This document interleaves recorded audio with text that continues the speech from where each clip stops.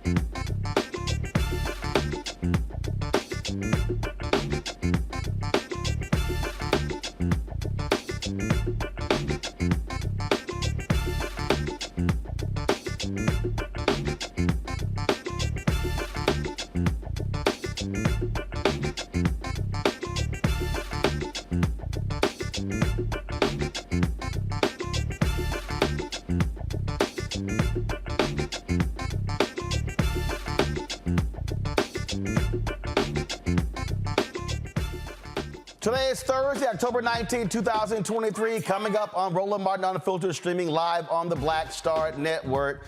Y'all, we can't make this up. The Republicans are imploding before our very eyes.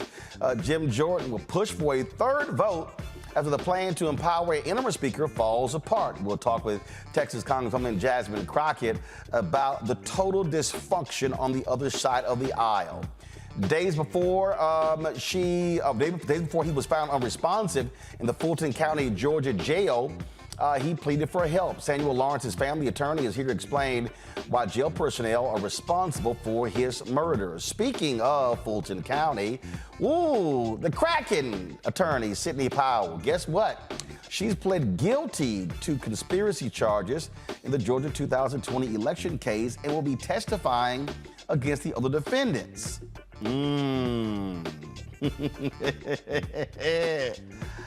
told y'all Fonnie Willis was not playing around. Plus, we'll be joined by legendary comedian George Wallace in studio to talk about him performing here in Washington, D.C. I know he got all kind of stuff he wants to talk about. Folks, it is time to bring the funk on Roland Martin Unfiltered on the Black Star Network. Let's go.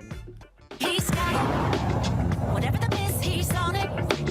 Whatever it is, he's got the scoop, the fact, the find. And when it breaks, he's right on time and it's rolling. Best believe he's knowing. Putting it down from sports to news to politics. With entertainment just for kicks, he's rolling. It's on go, roll, y'all.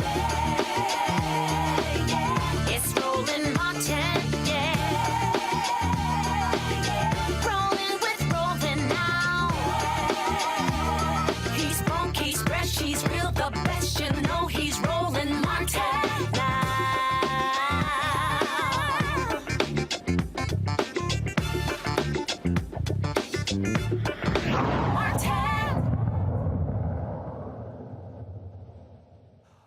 Okay, what had happened was that didn't work out. Didn't go too well.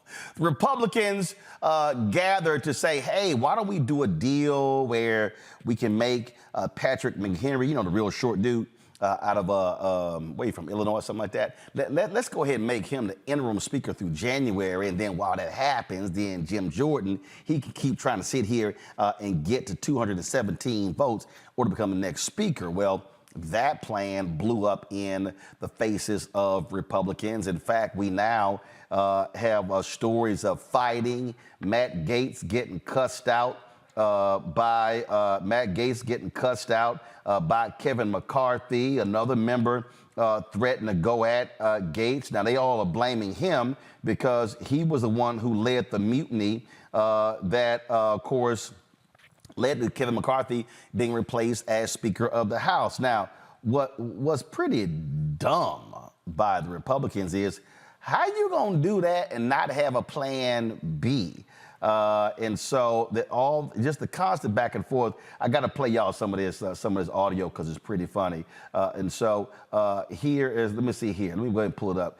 Here is Kevin McCarthy talking about the blow up in the Republican conference meeting. And I love how they keep blaming Democrats for the dilemma when they the fools who can't get their act together.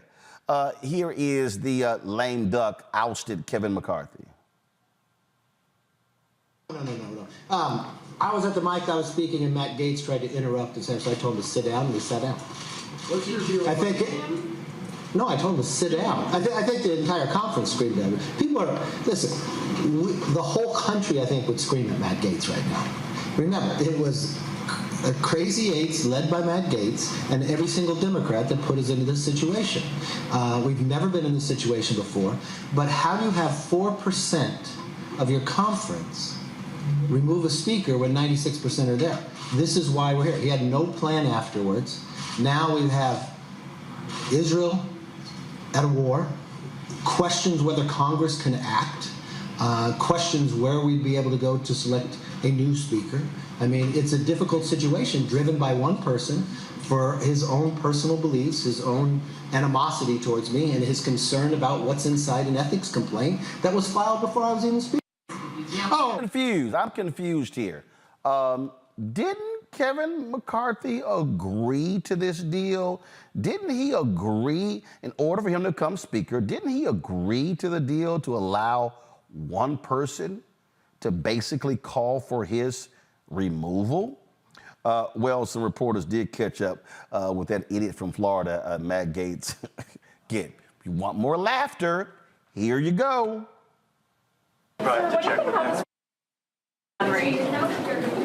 I think that I'm against Speaker Light. I'm against Bud Light. I believe it is a constitutional desecration to not elect a Speaker of the House. We need to stay here until we elect a Speaker. And if someone can't get the votes, we need to go on to the next person. But twisting and torturing the Constitution to empower a temporary speaker is having a Speaker Light that is not constitutionally contemplated, is deeply infirm, and I will do everything possible to stop it.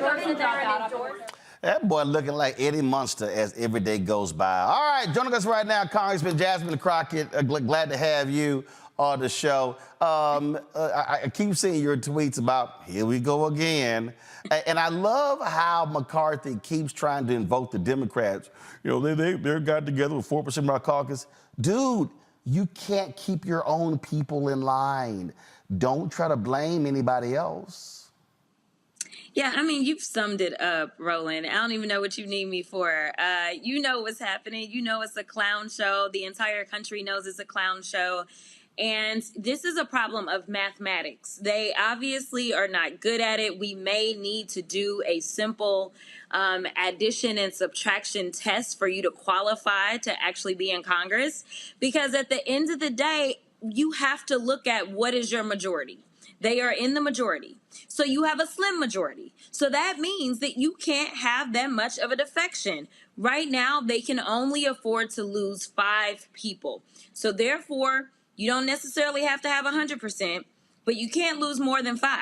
We never elected McCarthy, and therefore we were never going to vote for McCarthy, especially since the only thing that McCarthy has offered us is more and more oppression and more revisionist history where he tries to put everything on us that is bad, and it's just not true. We aren't in control. If you wanted to be in control, if you wanted to be speaker, now you understand that there is an actual responsibility that comes with the gavel. I mean, I mean, as each day goes by, it's laughable. And again, this new talking point is the Dems. If they had just gotten in line, but here's the other thing: everything that Dems have asked for, McCarthy refuses. He doesn't, and so the deal is, why am I going to vote for somebody who doesn't even care about me? No, not to mention he's not someone that actually honors his word. Democrats are not so unreasonable to believe that we're going to get the speaker of our choice coming from across the aisle. I mean, that's not going to happen. So we're very realistic about it. But here's the deal. When you make a deal with the president of the United States and we expect you to honor that deal and you completely renege on that deal, trying to appease what he's now referring to as the crazy eights. The only one that's crazy, Kevin, I'm sorry, is you, because you fell for the okie doke. Listen, this has never happened in the history of the United States because you were just that bad at negotiating. Nancy Pelosi had the exact same margins and didn't have this problem. Nancy didn't box herself in. And the idea that you want to pretend as if Nancy was in this set of circumstances that the Republicans would come and save her, give me a daggone break. So don't look at us. I know that the Democrats are always the adults in the room, but my deal is this. If you were elected as a Republican, then your constituents need to know what it is that they got. And as far as I'm concerned, they didn't get very much, especially when you start talking about Jim Jordan. But that's on them. And good luck in your next elections. You know, there are some who are saying that, look, Democrats should compromise. We've got the people's business. I disagree. I don't think there should be any compromise. I think you should sit back, let Hakeem Jeffries keep getting 212 votes, and let these idiots keep looking stupid. No, I mean, here's the deal. People keep saying, well, we've got to get back to governing. My answer to that is that we've not been governing. Yes, we had a speaker, and yes, there were things that were going on, but we weren't governing. If we were governing, we wouldn't be talking about a shutdown. I need people to understand that they had 9 months, almost a total of 10 months, to pull together our appropriations bills, and they did not get it done. So we wouldn't be talking about shutdown if we were actually governing. They haven't done anything. All they've done is sat there and passed stupid bills that have no chance of ever seeing the light of day because they want to attack diversity, equity, and inclusion.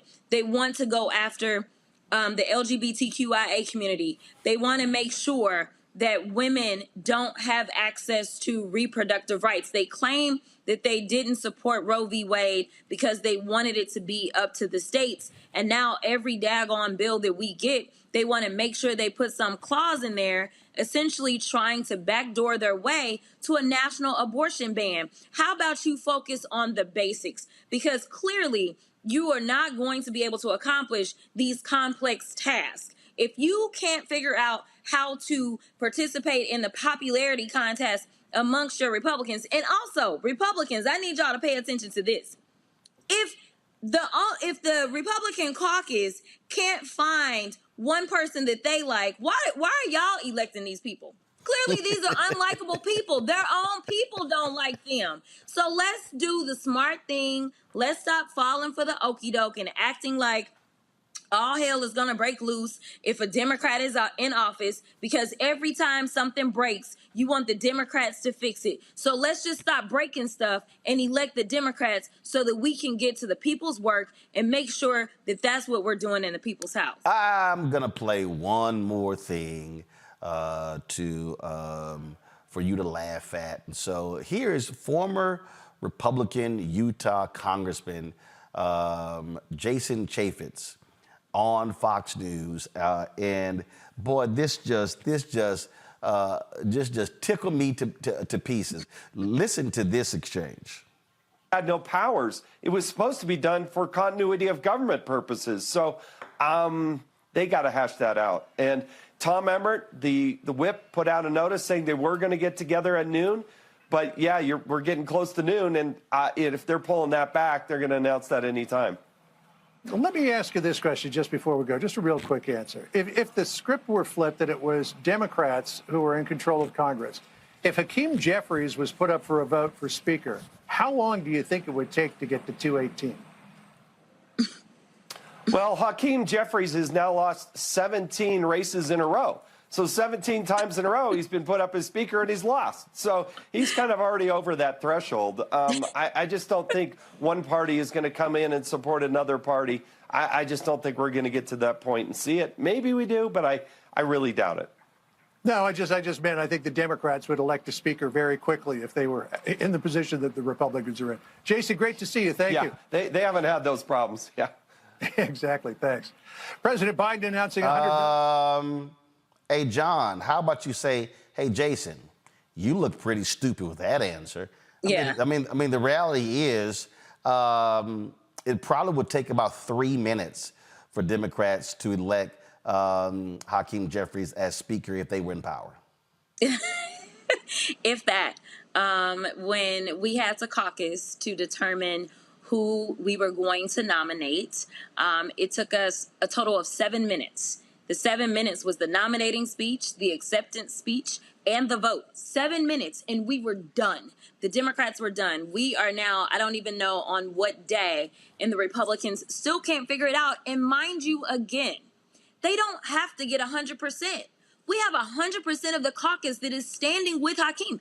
They can't get less than 100%. That tells you how bad the Republican Party is right now. And as far as I'm concerned, what they need to do is they need to stand up to MAGA. They need to tell MAGA, go ahead and form your own coalition because you don't see the world the way that we see the world. And, you know, I'm going to tell you, it's interesting because I've been doing my daily updates on my tweets. And so I decided that my daily update today, I was going to call Representative Kim Buck, Nuck If You Buck, Representative Kim Buck. Because, listen, he said, I'm not changing my mind. I don't care what type of threats you send my way. Bring it on. he was like, I am not voting for Jim Jordan.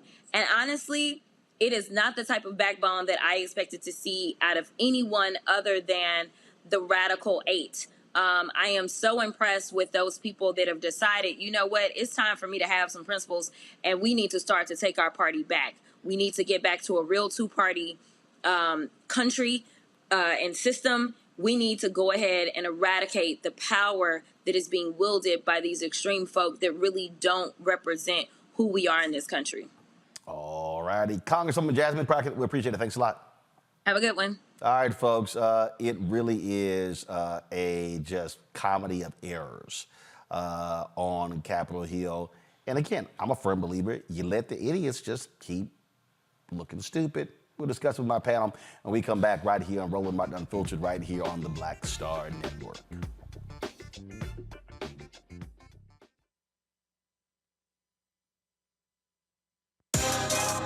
Peace, I'm Faraji Muhammad, host of The Culture. And brothers, we need to talk. There's been much discussion about the state of the black man in our community.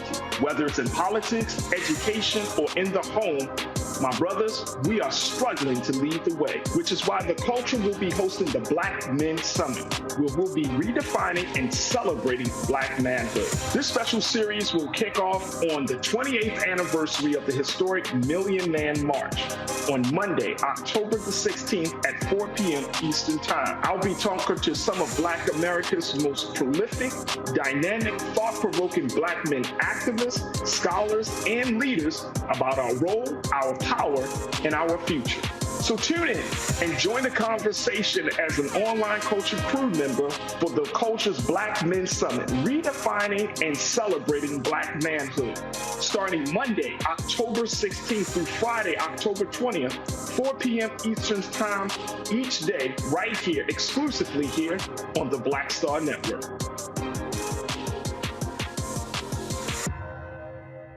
Next on The Frequency with me, Dee Barnes, actress, writer, and advocate Rae Dawn Chong is here to discuss her childhood and break down her life in Hollywood, a show you don't want to miss. Well, even at my peak when I was getting a lot of stuff, as soon as I was working a ton, I heard people whispering, oh, we don't want to pay her because we're giving her a break.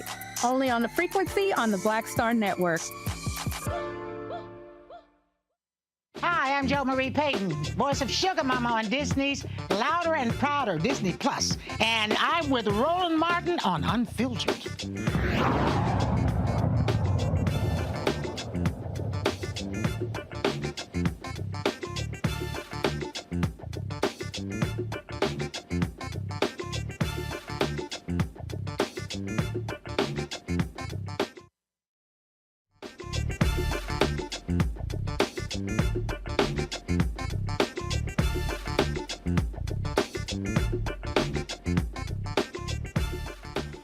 All right, folks, let's introduce our panel right now.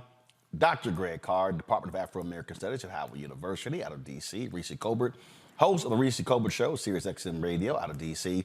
Lauren Victoria Burke, Black Press USA out of Arlington, Virginia. Lauren, you came from Capitol Hill. I must say, it is a house of horrors happening on the GOP side, and I just, you let crazy keep being crazy. Yeah, they're governed by the people in the party right now who don't believe in government, who don't believe in much of anything other than being against everything. And if you ask these people in Congress, like Nancy Mace and Matt Gaetz, what do they want? What was the plan? What are they doing here? You get no straight answers.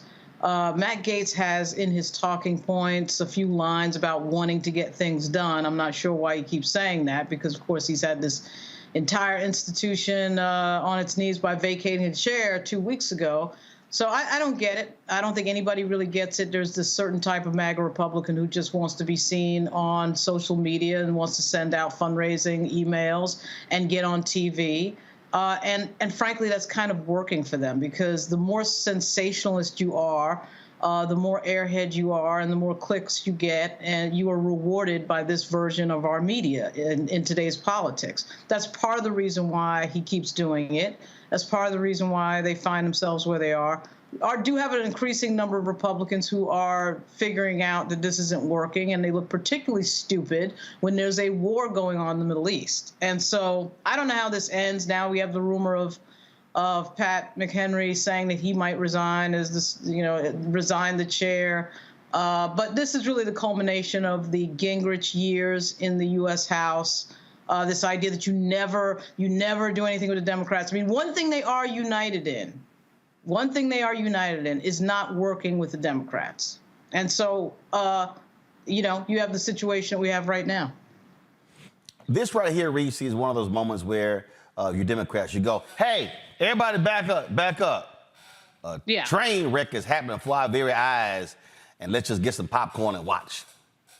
Absolutely. I think that Congresswoman Crockett is so right about people always expecting the Democrats to be the adults in the room and play cleanup on aisle 6 for the dysfunctional Republicans. But there needs to be very clear messaging that the Republicans have the majority.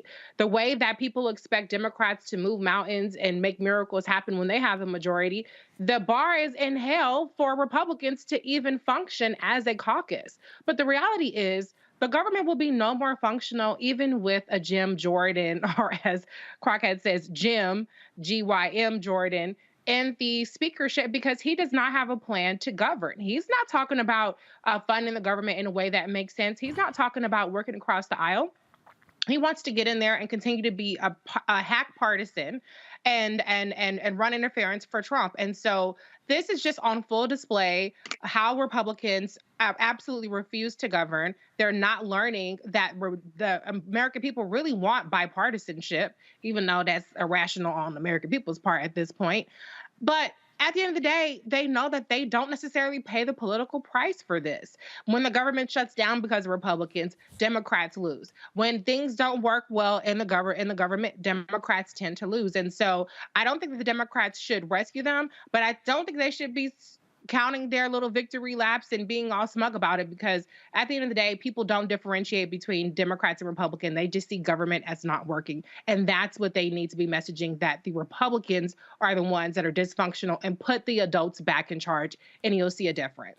These people, Greg, literally are showing us exactly who they are.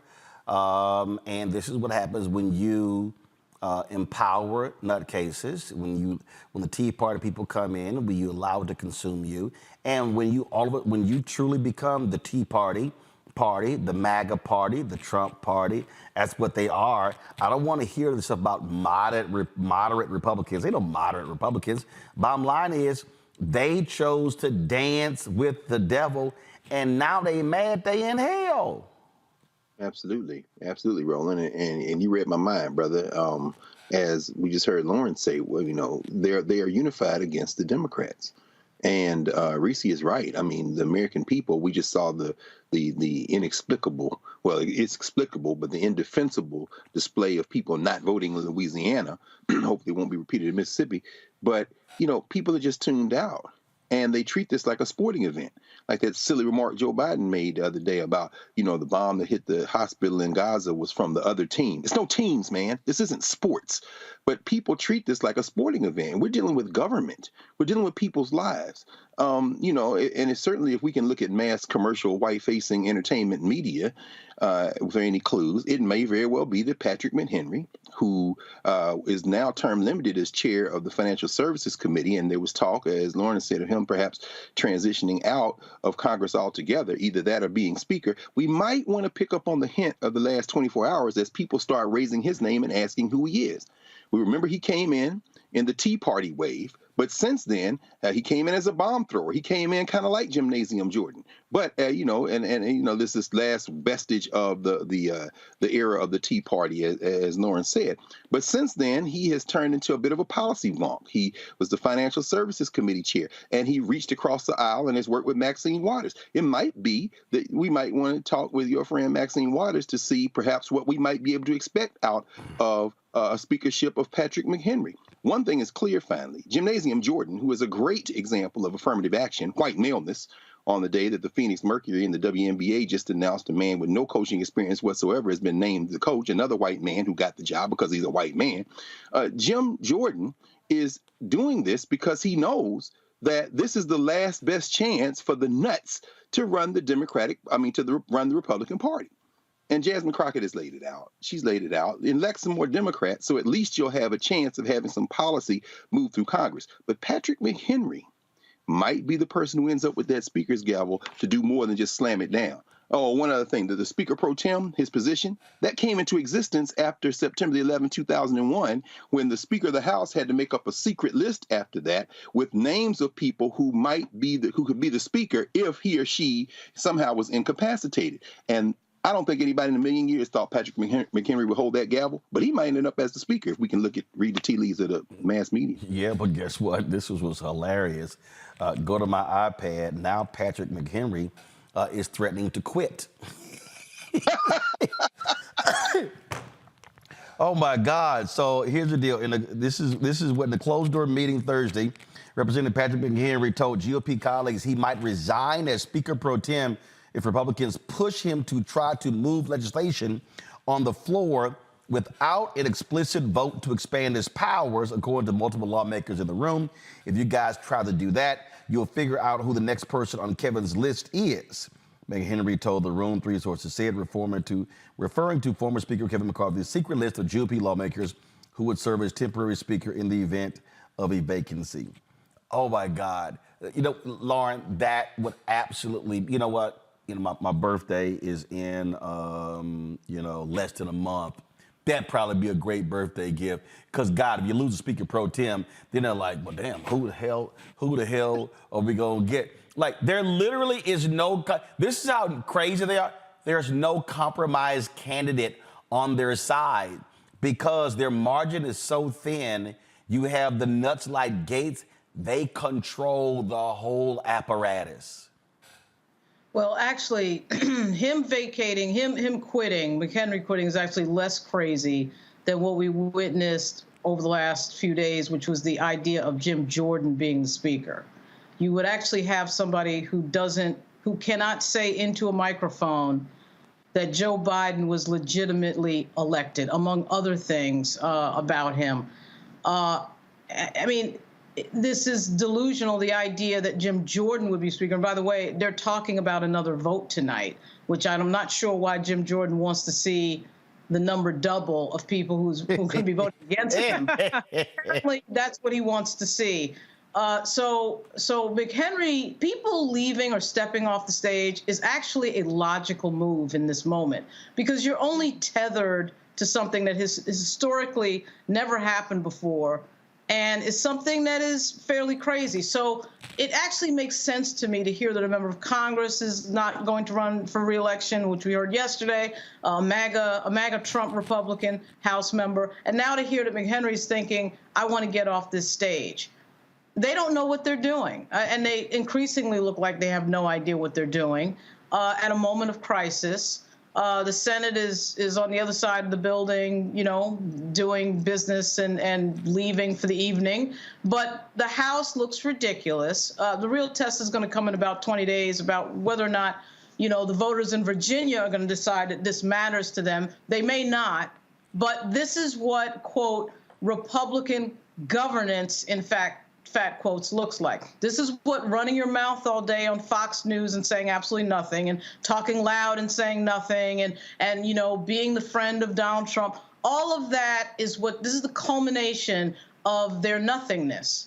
And it's playing out. They're actually sort of lucky in their timing because we have a serious news story overseas. So you're not getting the updates that you normally would be getting detailing this level of dysfunction. Yeah. Well, the Republican Accountability Project, they put this video out. I'm gonna play this here before I go to break. So, hey, what the hell? Might as well enjoy the nuttiness.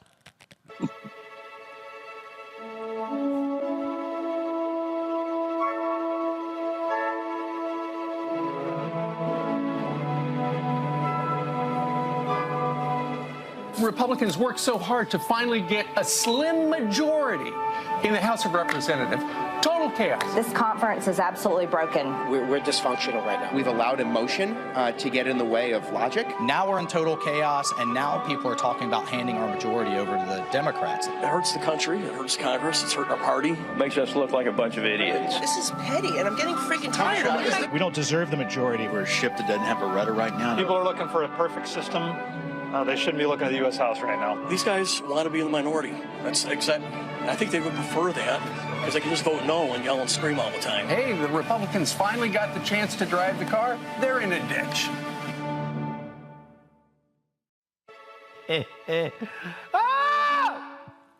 Love it. Y'all, let me go to a break. When we come back, we're going to talk about what's happening in Fulton County there, where inmate was found dead. Terrible situation happening in that Fulton County jail. We'll talk about that. Also, Fonnie Willis, man, all them people, remember they say, well, she doesn't know what she's doing. She's pushing too hard for these trials in November. What is wrong with her? She's like, we tried to tell you. We tried to tell you. I'll explain why Sidney Powell pleading guilty is a huge deal. You're watching Roland Martin Unfiltered on the Black Star Network. Don't forget, if you're watching on YouTube, hit that like button, folks. Also, we want you to support us in what we do. Send your check and money order to P.O. Box 57196, Washington, D.C. 20037-0196. Cash App, $RM Unfiltered. PayPal, R Martin Unfiltered. Venmo is RM Unfiltered. Zelle, Roland at RolandSMartin.com. Roland at RolandMartinUnfiltered.com. Be sure to get a copy of my book, White Fear, How the Browning of America is Making White Folks Lose Their Minds, available at bookstores nationwide. Get it on Amazon, Barnes & Noble. You can also download the audio version on Audible. Folks, I'll be right back. Hatred on the streets, a horrific scene, a white nationalist rally that descended into deadly violence. White people are losing their damn minds. As an angry pro-Trump mob storms the U.S. Capitol, we're about to see the rise of what I call white minority resistance. We have seen white folks in this country who simply cannot tolerate black folks voting. I think what we're seeing is the inevitable result of violent denial. This is part of American history. Every time that people of color have made progress, whether real or symbolic, there has been what Carol Anderson at Emory University calls white rage as a backlash. This is the rise of the Proud Boys and the Boogaloo Boys. America, there's going to be more of this. Here's all the Proud Boys, guys. This country is getting increasingly racist in its behaviors and its attitudes because of the fear of white people. The fear that they're taking our jobs, they're taking our resources, they're taking our women. This is white fear.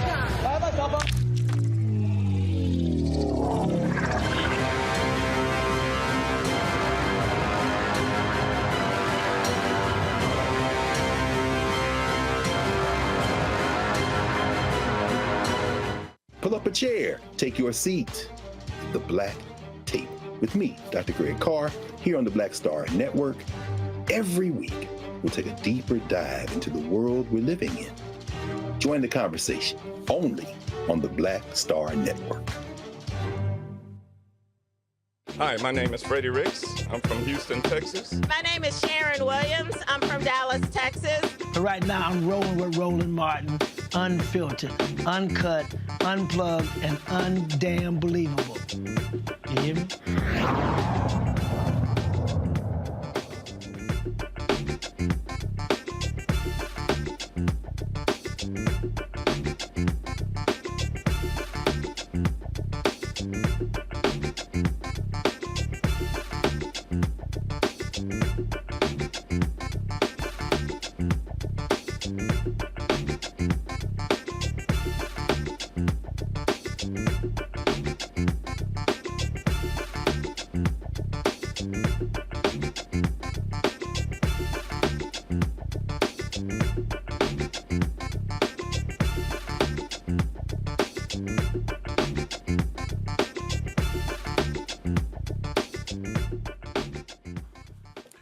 Folks, the family of a Georgia inmate found dead in Fulton County Jail says his death has been ruled homicide. Samuel Lawrence was found unresponsive in his jail cell on August 2nd, just days after he filed a lengthy handwritten prisoner civil rights complaint about the conditions and abuse by the guards. The family attorney, Kenneth Muhammad, says the autopsy concluded Lawrence was strangled to death. Lawrence's family says an inmate killed him. They blame jail officials for failing to protect him after he repeatedly told them about the dangerous and violent actions of the other inmates. Attorney Kenneth Muhammad joins us now from Atlanta. Kenneth, so this is obviously stunning. So the medical examiner has ruled this is indeed a homicide. They have definitely done that, yes. Response from Fulton County, Sheriff, Commissioner's Court. Samuel's father received a telephone call that was very short. They said that the autopsy report had come in because we didn't have it at that point in time, and that Samuel was strangled. They're going to charge the inmate or the cellmate that was with him with homicide. No further information was given. The call ended. I have reached out to try to get some additional information, and they have not been responsive to us yet. How many deaths does this now make in the Fulton County Jail this year? 10. 10? 10. So we're averaging, we're at a point now we're at about 1 per month. And in Samuel's case, all of the different problems that you see going on are kind of culminated into this one case. You have a situation where he began complaining from January all the way through the time of his death at the end of August. The gang problem is clear and evident in his case, where he had one incident in January where his teeth were knocked out. They have listed that some of his teeth were shifted back. There were a number of threats that were made against him to the point where he escaped by threatening to jump off of one of the rails. He managed to get away. They made notations of that. They moved him to a different area. In May, he reported attacks, but in the civil rights complaint that he wrote himself later, he mentioned that in that same attack in May that the deputies were dismissive of it and they were not responding appropriately. You go to the next month in June, there was additional attacks at that point. And what happened was a pattern developed where he was essentially attacked and showed fear of going back to his cell when they did take him to the medical unit or different areas. And they list in their report that they had to take actions to move him back to his cell. But what he's saying to them is, you can't move me back, don't do it. And he's doing things like threatening to jump off the rails again. But remember that first incident he had in January, that's how he escaped an attack. So they list as if they just have this problem inmate who is exhibiting mental health problems. When he says he's going to jump off of the rail, they take him back into the cell, and lo and behold, he keeps having these incidents where he's attacked. It finally culminates where we get to August. It was August 12th, where the officers report that there was another one of these incidents. And then just a matter of days later, he files this federal complaint where he walks us through the entire history. And that's how we have this information, because the sheriff's office is, for lack of a better terminology, there is efforts to hold back information. And it's like pulling teeth, trying to get information out of them. We have incidents where a report will say that a body cam was turned on, but then when you make the request for the body cam, they say there is no body cam footage. Then when you point out the problem with what they're saying, then they say, oh, well, there's a pending investigation. And the reasoning just keeps changing. So we have a lot of things like that going on. He mentions how he was constantly writing complaints and sending those written complaints in, but yet they told us that they don't have any copies of any written complaints that he had initiated. So we have all of the information that went on because he actually got the complaint out into the federal court system. It outlines what he wrote there in his own handwriting, everything that went on. He talks about multiple gang attacks, deputies being unresponsive to it, and various things like that. And just days after he sent that in, he is strangled to death. And as I indicated, the family just gets one call where they are told that a cellmate, without giving a name or any further information, is being charged, and that's really it. So that's what we're dealing with. What's next? Any plans to file a civil suit, anything against the jail officials for negligence? Definitely. We are, as we speak, putting together the notice to the county of what we have been able to find and put together thus far, and how we see that there is definite negligence on the part of the sheriff's office in failing to protect him, given all of the history that we just outlined. And hopefully it won't be necessary to file a lawsuit. Hopefully they will get it. They'll look at the pattern of behavior and what he had to suffer, and how he is killed at the hands of an inmate after screaming and begging for them to protect him. And hopefully something can be worked out without need of a lawsuit being filed. But if this notice that we're sending and our efforts to enter into discussions are not successful, we will immediately file a lawsuit. All right, Kenneth Muhammad, we appreciate it. Thanks a lot.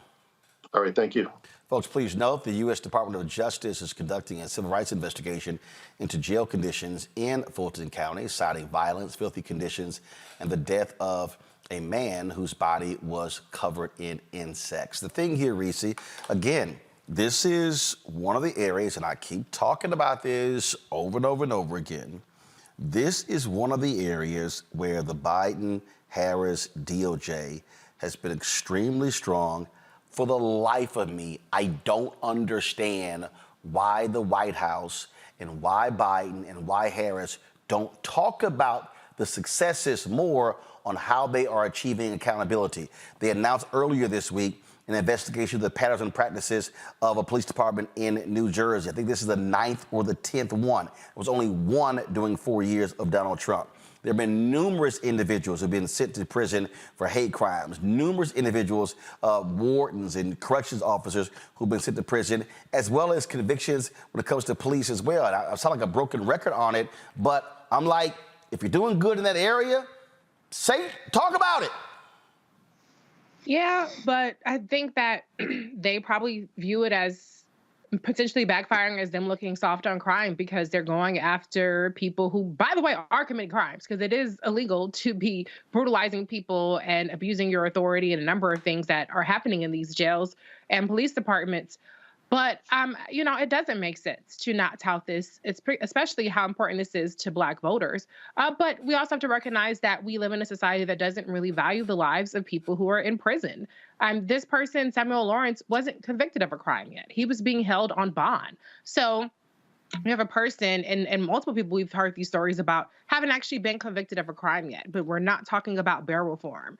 We're not talking about a justice system that keeps people in jail, even under these horrific conditions. I remember the sheriff in Fulton County talking about how there's overcrowding and a number of things, wanting more money for jails when you could let some of these people who are just in jail indefinitely on bond out. Maybe he wouldn't qualify for that, but I don't know, if he's already getting beat and attacked, I don't know what purpose that's serving for a person who hasn't been convicted. So I think it's a complex situation, because at the end of the day, people want people who are even accused of crimes to be locked up. And until we realize that locking people up is not about that, we're not rehabilitating, we're not making our country safer by just locking up people and throwing away the key and treating them any old kind of way, this stuff is going to continue to happen.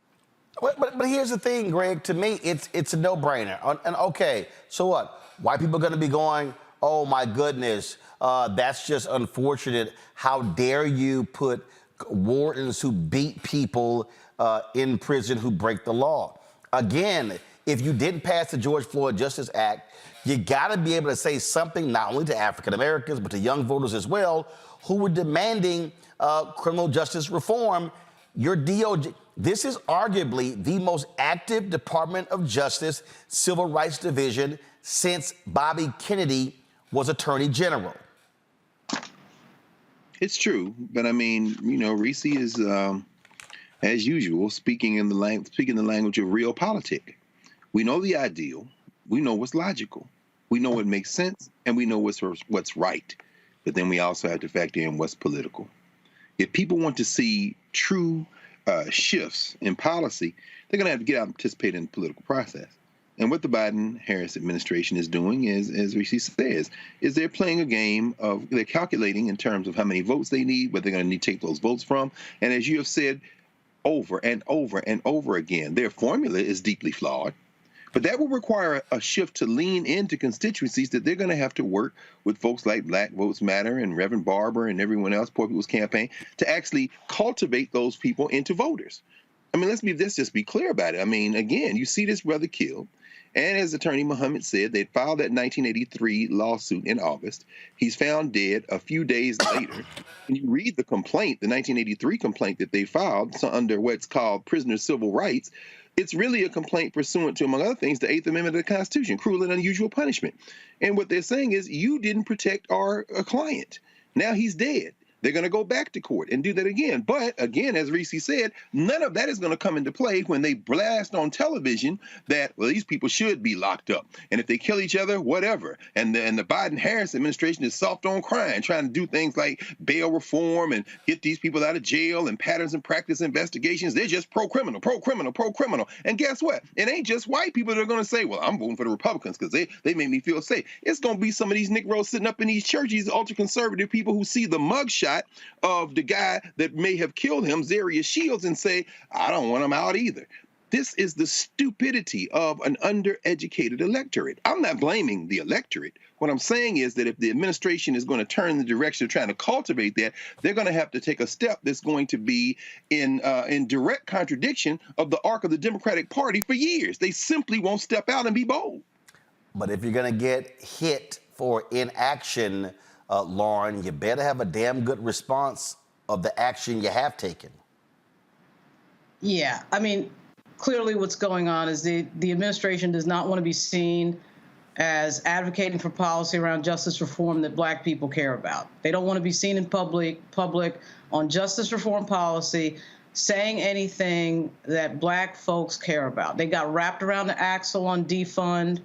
And they don't want to get wrapped around that axle again. I think that they are scared to market in any way anything having to do with policing, police brutality, justice reform, any of that stuff.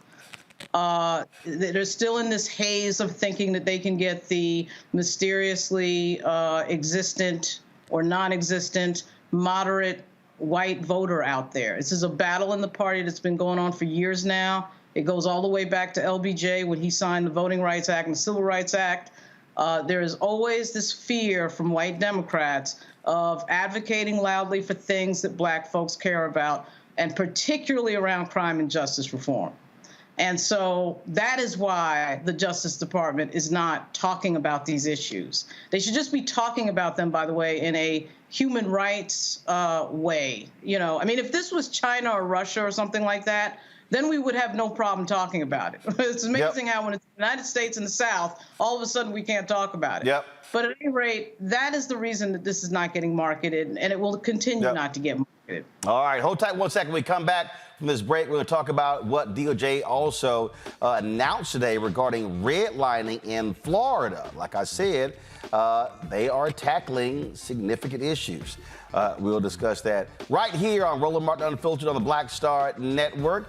Looking forward to that. Again, don't forget to support us in what we do by please downloading the Black Star Network app, Apple phone, Android phone, Apple TV, Android TV, Roku, Amazon Fire TV, Xbox One, Samsung Smart TV, and of course, join our Bring the Funk fan club. Send your check and money order, P.O. Box 57196, Washington, D.C. 20037-0196, Cash App, $sign RM Unfiltered, PayPal, Martin Unfiltered.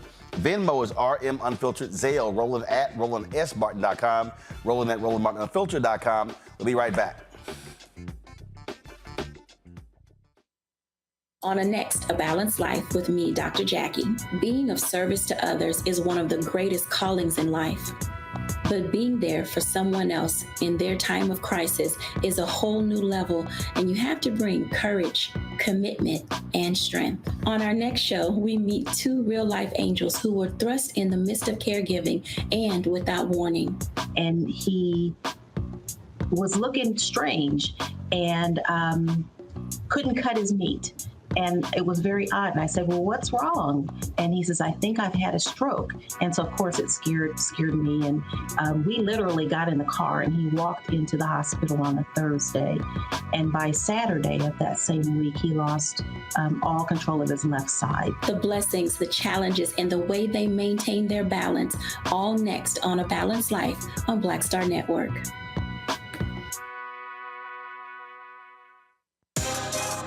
Peace, I'm Faraji Muhammad, host of The Culture. And brothers, we need to talk. There's been much discussion about the state of the black man in our community, whether it's in politics, education, or in the home.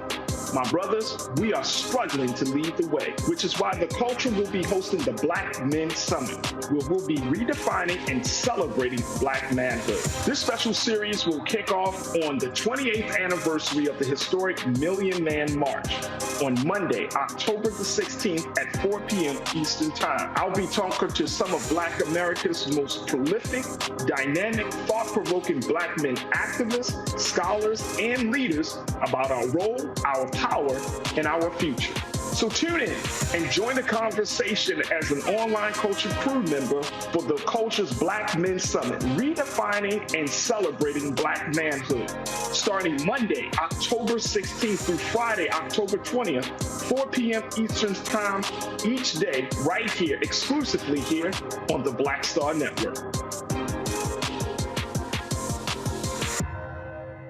Pull up a chair, take your seat. The Black Tape with me, Dr. Greg Carr, here on the Black Star Network. Every week, we'll take a deeper dive into the world we're living in. Join the conversation only on the Black Star Network. My name is Lena Charles, and I'm from Opelousas, Louisiana. Yes, that is Zydeco capital of the world. My name is Margaret Chappelle. I'm from Dallas, Texas, representing the Urban Trivia Game. It's me, Sherry Shepherd, and you know what you watch. Roland Martin on Unfiltered.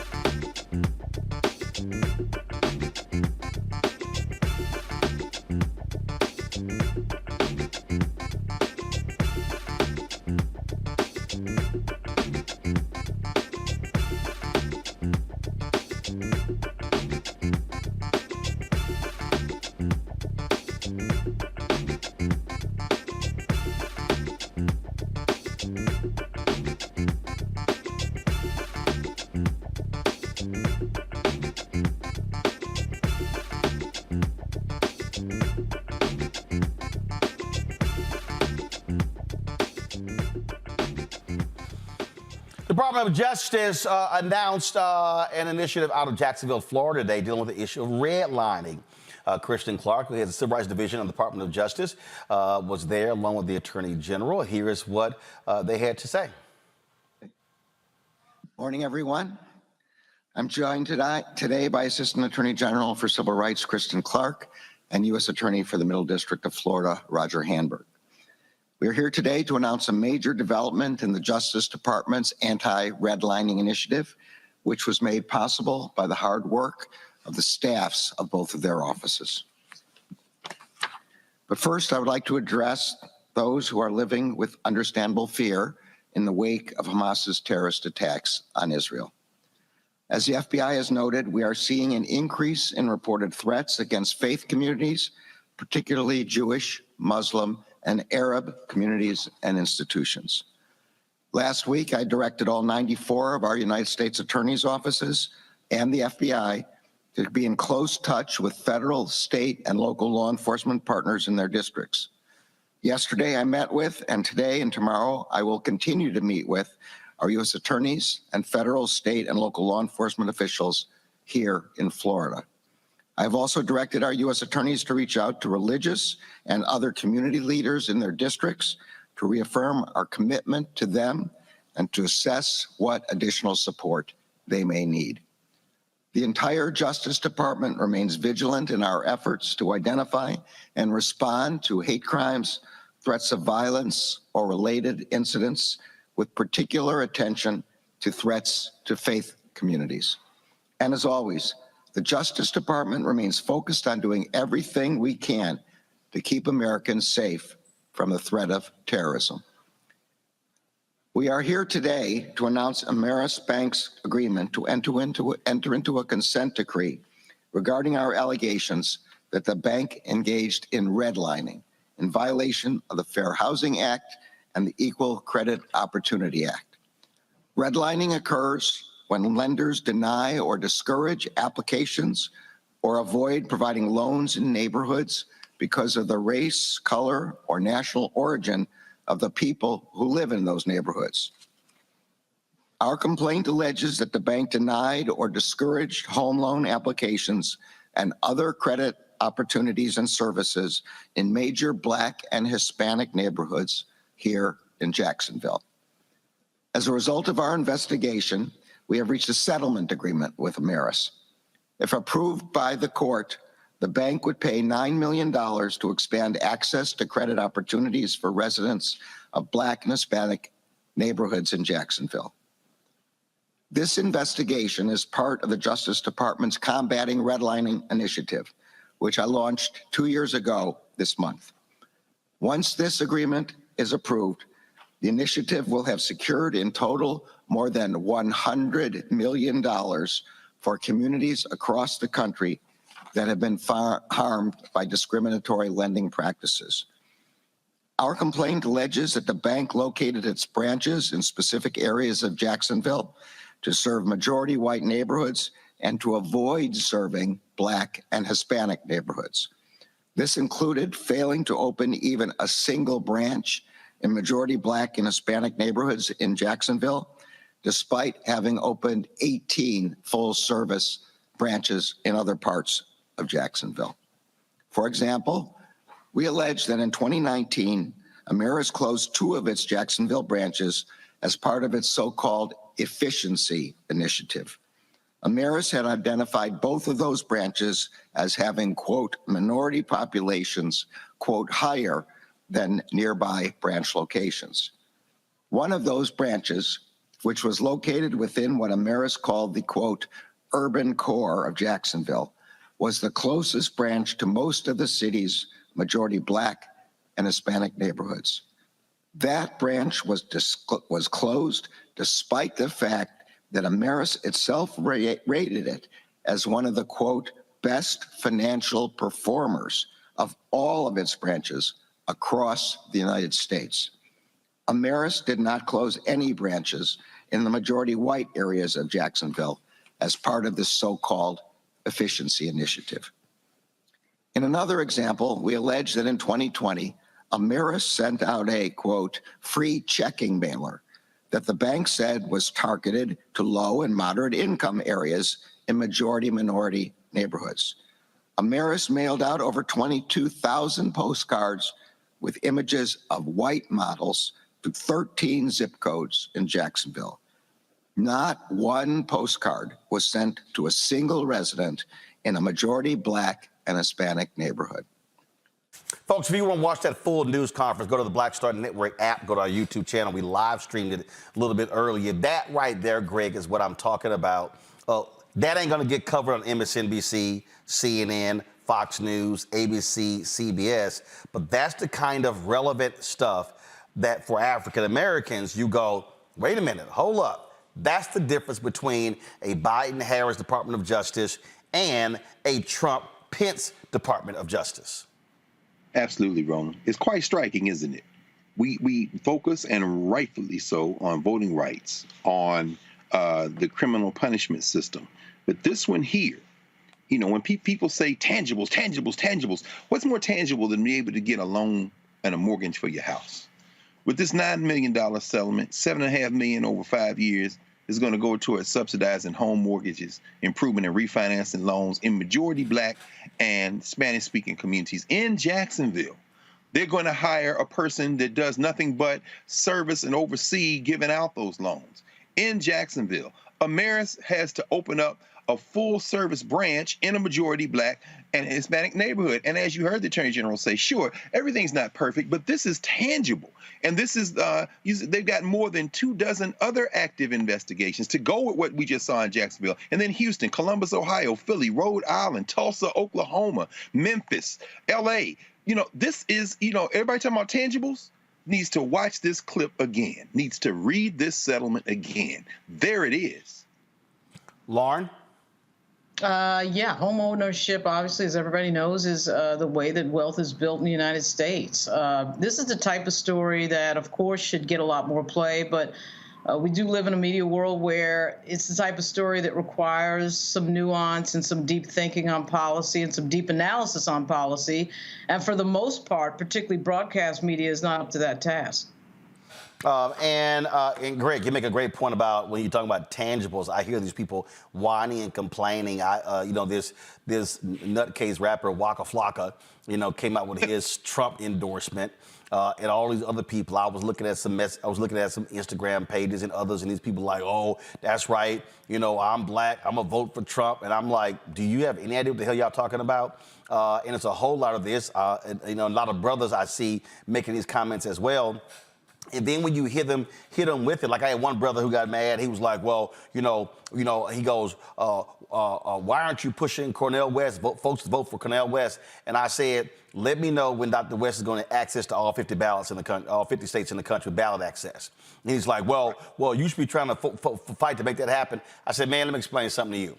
The Republican Party is trying to put in federal judges who want to dismantle nearly everything that we've gotten in this country. I said, if you think I'm about to sit here and ignore that reality and be on some other tangent, I said, you have truly lost your mind. Absolutely. And this is the disconnect, Roland. I mean, again, you said this over and over again. You know, we have to be involved, not just in mobilizing our communities, but organizing and building in our communities so that this kind of foolishness can go by the boards. I mean, it's homecoming weekend. And, you know, tomorrow they'll have their legendary Yard Fest on Howard's campus. And, you know, they haven't announced who the entertainers will be who are there, but the students are floating the idea that this rapper, Sexy Red, is going to be there. And I'm not going to be anywhere near that concert. Well, she's trolling or not, talking about supporting Trump. People say, well, you know, she's making some great points. She's making no points. It's purebred ignorance. How did it? You renting your house? What did you just hear Lauren say? I mean, home ownership is the way to produce generational wealth. You want to talk about reparations? Let's be very tangible about it. If you have access to credit and capital so that you can buy a home, and $900,000 of this settlement is going to advertising, outreach, and consumer financial education, including how to build your credit. We know that the playing field is not level, and it may never be level. But just knowing those things, being able to then get a mortgage and be able to then pass on something to the next generation so that you don't have to go from hand to mouth, from generation to generation to generations, it's not reparations in its true sense, but it is a leg up to beginning to get out of the hole. And it beats the hell out of listening to Waka Flocka Flame or Sexy Red. Come on, y'all. In fact, I'm glad Greg made that point there, Lauren, because when Dumb Red made her comment about, ooh, folks in the hood love Trump, we were getting those checks when Trump was there. First of all, you dumbass, Democrats controlled the House. That's how it got passed in the House. It got passed in the Senate. Just like when I hear these dumbasses go, you know, Trump, he was letting black men out of jail. Again, the First Step Act was led by Democrats in the House, Congressman Hakeem Jeffries, the House Judiciary Committee, Congresswoman Sheila Jackson Lee. When it passed the House and went to the Senate, it was Democrats Cory Booker, Kamala Harris, and others who said this ain't strong enough, including Republican Charles Grassley, who would chair the Senate Judiciary Committee, and that's how it got strengthened before it goes to Trump. Now, Trump was a master taking credit for everything, like, for instance, holding up the checks so his signature can go on every single one of those checks. But I want to show people again, to all these dumb people who are sitting here going, yeah, let's get Trump back in so we can get some of those checks. Your ass ain't getting the checks, okay? COVID ain't, we're not operating in COVID. You ain't getting no stimulus checks again. So, sorry, suck it up. Go to my iPad. This is the Axios story. And it shows that between 2019 through 2022, the median household of black folks increased. Okay, you see this here? I want y'all to understand, okay? This is why y'all gotta watch this show and stop watching these dumbass housewives shows and these other shows where you get no information and because y'all watching silly folks stuck on stupid. Story seen here says the Federal Reserve's survey of consumer finances showed a sharp rise in wealth among black households. First of all, I hate us using even that phrase, wealth. No, having some money in your pocket, that is not wealth, okay? This is what it says. The 60% increase in median net worth of black households between 2019 and 2022 suggests their financial well-being recovered far faster after the pandemic than it did after the Great Recession. Black households experienced the largest jump percentage-wise in median net worth of any racial group or ethnicity captured by the survey. Yes, but the median net worth of black households is the lowest among the groups included in the survey. White households' median net worth is $285,000. Hispanics' median net worth is $61,600. Black people's median net worth, $45,000. Greg, guess what? The median net worth of black folks from 2019 to 2022 is directly tied to stimulus checks. So I can guarantee you when this comes out next year, ain't gonna be the same because guess what? The pandemic check stopped, the PP loans, all of that, the billions that were spent during COVID. So frankly, anything between 2019 and 2022 for me is a complete aberration because that ain't coming back. But Roland, you are speaking as, I hate to use the phrase, but I'm going to use it here because it's more appropriate to be used by you instead of these academics who really aren't. You're speaking as a public intellectual. In other words, you're a thinker who communicates to the masses of people in mass media so people we can break it down. But people not going to do that. What Lauren and Reese said a minute ago. They're going to say, who was the president between 19 and 20? That was Trump. So all that money came from Trump. And then you're going to scream again, no, you're going to walk them through the math, but it's still not going to register. No, that had to be Trump. Trump was the president. Who was in control of the federal legislature? Who pushed that legislation through? No, it was Trump. This is the stupidity. And then, of course, what the white nationalists understand and the Republican Party is they've got their base. We saw that in the first show, in the first story you covered. They're going to vote for Satan if he's got an R in front of his name.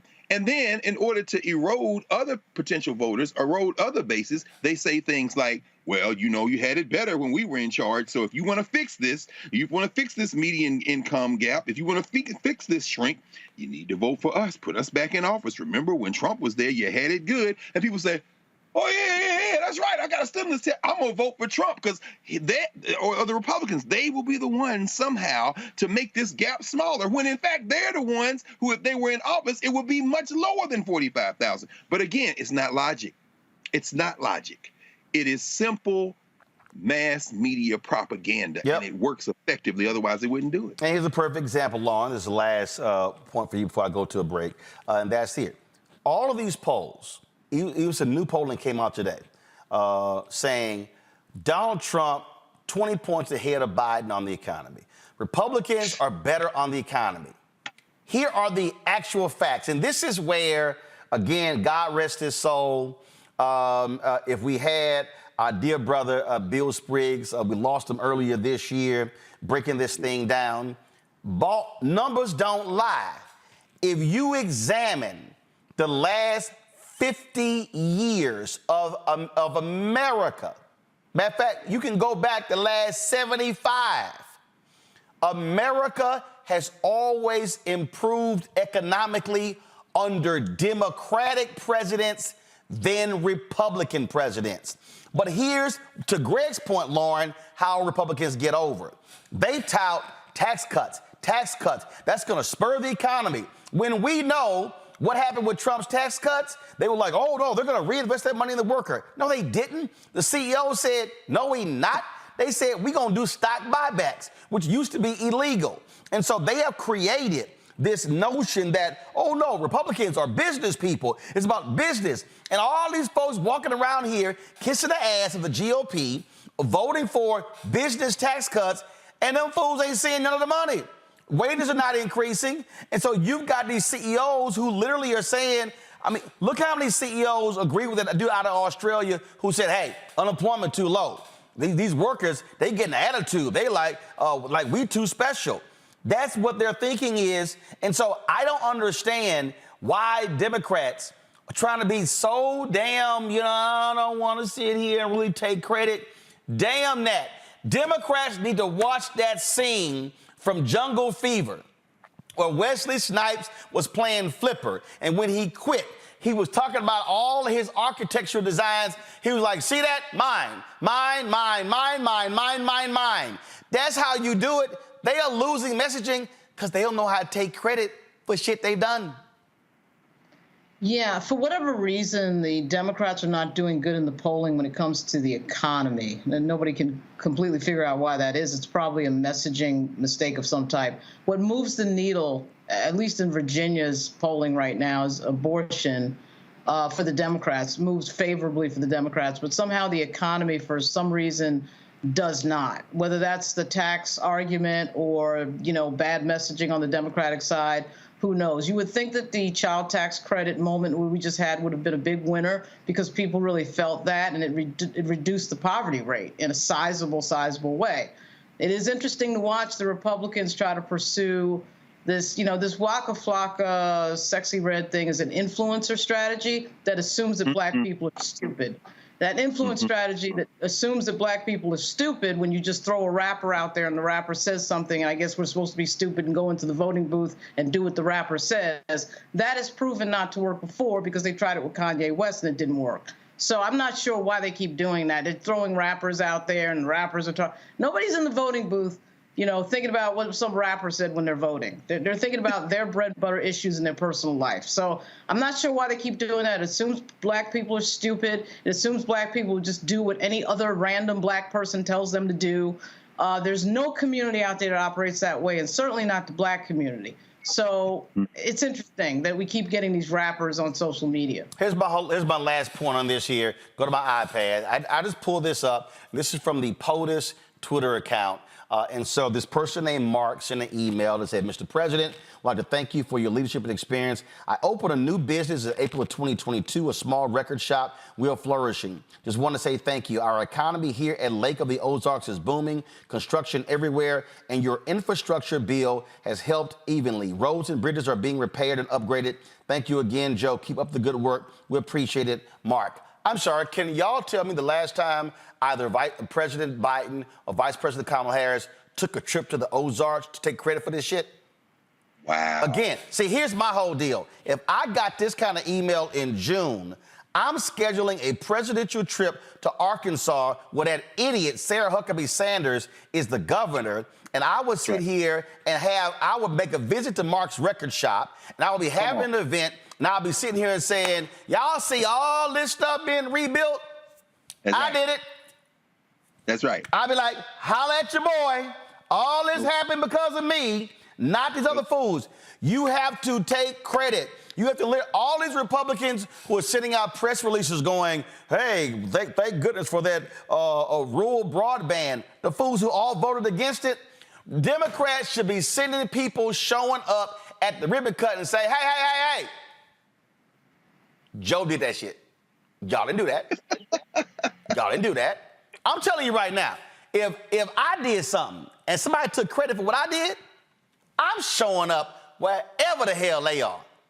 I'm sending people with signs and everything. Thank you, Joe. Appreciate it, Joe.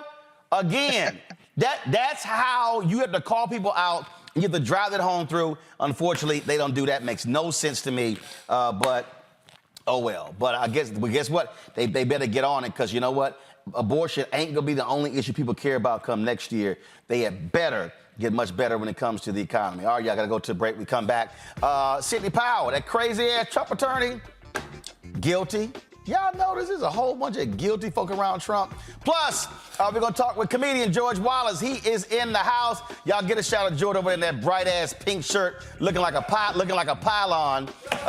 What? No, I can't sit up. I gotta host the show. Pumpkin spice shirt on. First of all, it's old gold. I'm an alpha. Okay. It's old gold. Okay. You blind ass. All right, we'll be back. We'll be back. Roland Martin Unfiltered right here on the Black Star Network.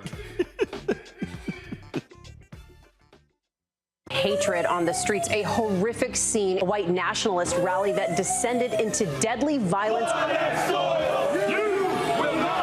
White people are losing their damn minds. As an angry pro-Trump mob storms the U.S. Capitol, we've seen We're about to see the rise of what I call white minority resistance. We have seen white folks in this country who simply cannot tolerate black folks voting. I think what we're seeing is the inevitable result of violent denial. This is part of American history. Every time that people of color have made progress, whether real or symbolic, there has been what Carol Anderson at Emory University calls white rage as a backlash. This is the rise of the Proud Boys and the Boogaloo Boys. America, there's going to be more of this. Here's all the Proud Boys, guys. This country is getting increasingly racist in its behaviors and its attitudes because of the fear of white people. The fear that they're taking our jobs, they're taking our resources, they're taking our women. This is white fear.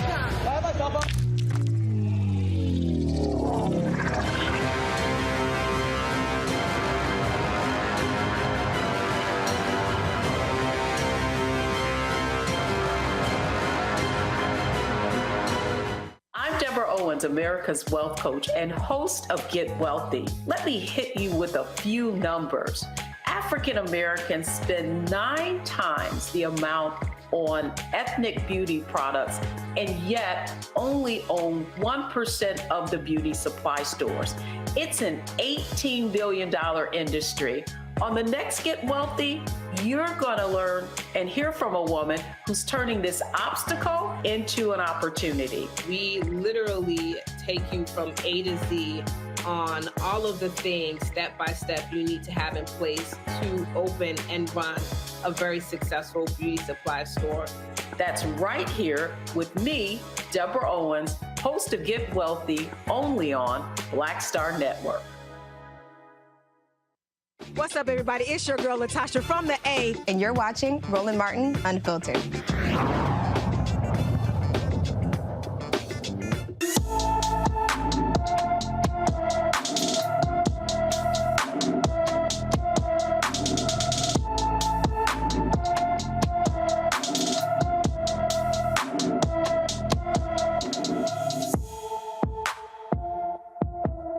James Freeman has been missing from Pflugerville, Texas. That's just outside of Austin, folks, since September 10th.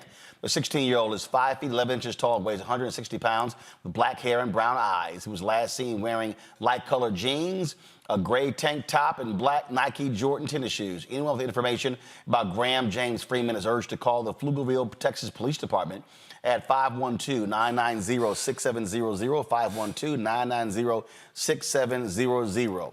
Yo, crazy ass Donald Trump attorney Sidney Powell.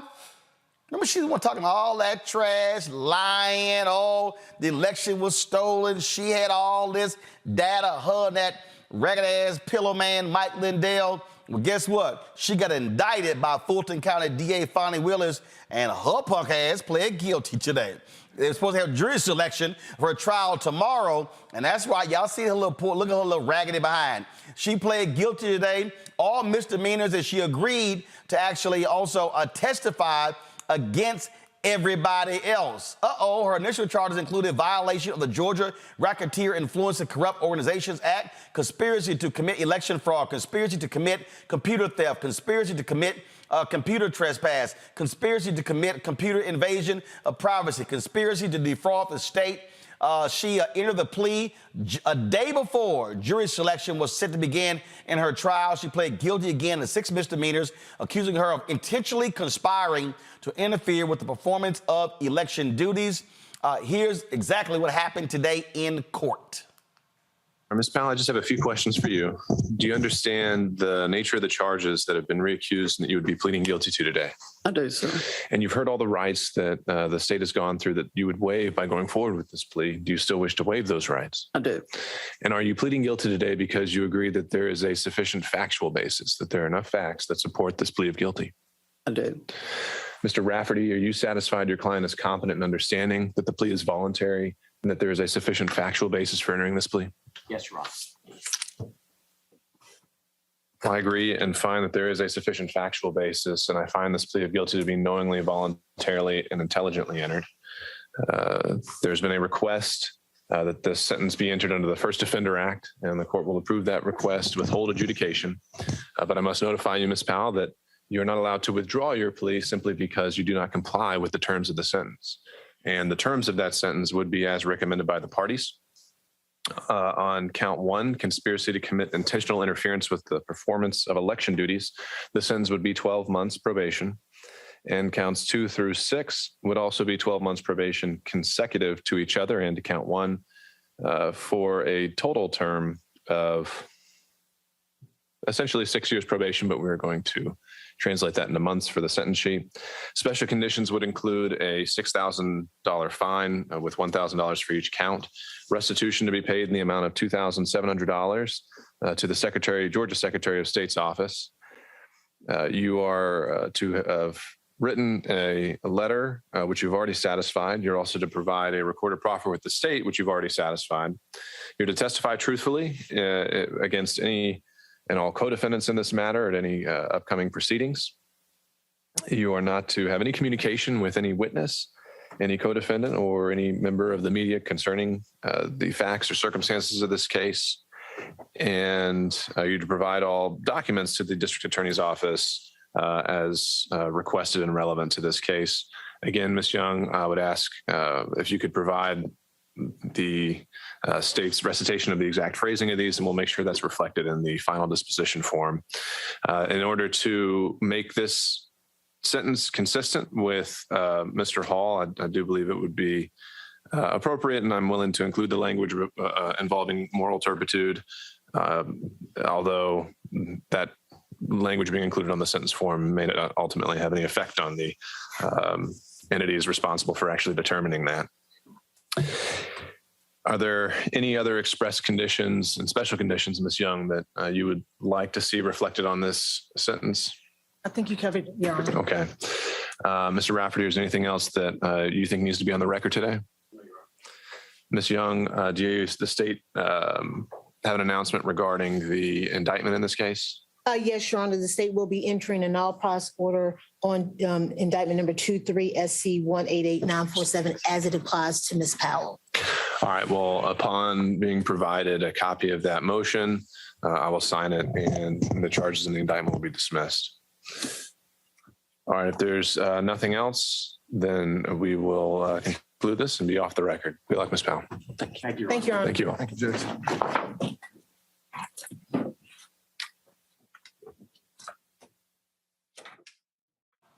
Hey, Lauren, remember all the people who said, oh, Fonnie, what's wrong with her? She moving too fast. She ain't ready. You can't do this here. And they were like, okay, y'all want to get tried in October? Bring your ass. Now look what happened. She has testified against everybody. Sidney Powell is a huge, huge get. Fonnie look like she know what she doing. Yeah, well, all the lying and the nonsense and the theatrics and Sidney Powell standing next to Rudy Giuliani lying and the bloviating, all of it comes down to this moment. And I'll bet what probably caught up to her are the legal fees. Because when you're paying these attorneys, what you're paying these attorneys, you sure as heck don't want to be paying that fee, because of course there's an extra fee when an attorney makes a court appearance, which was about to happen. And she, of course, is not doing the court appearance. I'm sure that coincided with the first set of legal bills that showed up in front of her, that she would have to pay for this. And at some point, I mean, you just have to start telling the truth. The lying, there's typically no penalty for lying in our culture right now, but where there is a penalty for lying is a courtroom and a legal proceeding. And this is a great example of it. And it's going to be interesting to see what she told them with regard to Donald Trump, which I suspect at some point we're going to find out under this prosecutor, Fani Willis, very soon. I mean, look, that's the whole thing right there, Greg. You could sit there and talk all that trash on television, outside the White House. You can do all that stuff. It ain't no different than Trump sitting here trashing Tish James every single day, you know, and all this sort of stuff like that. And matter of fact, since we talking about, you know, these black female prosecutors, this is Tish just yesterday responding to that racist Trump. I'm gonna come to you, Greg.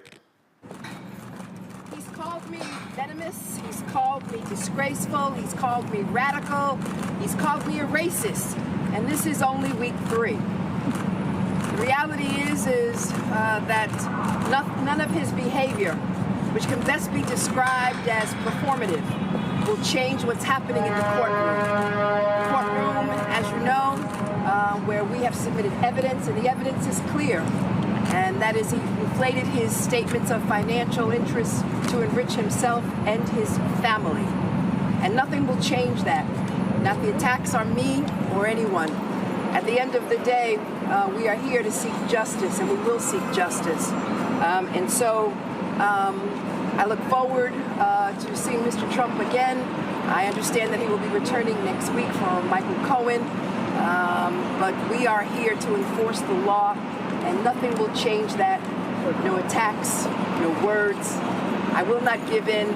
I will not give up. I will only serve justice and enforce the law. Thank you. You're right there, Greg. Again, you talk all that shit outside the courtroom, but when you walk in that courtroom and you start lying, it's called perjury.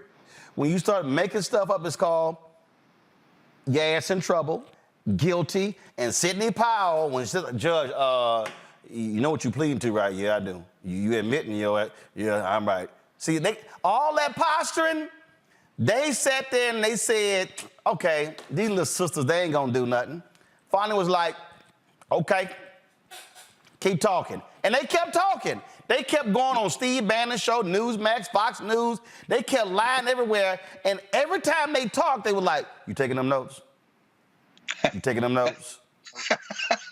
And they using everything against them. And now she got talked. Now she has to testify against everybody. You know the rest of the clients like, oh, hell, let me get in. And y'all, don't be like Michael Vick. Don't be the last one to get your plea bargain in. Come on now. That's right. Come on, Roland. Don't be the last one.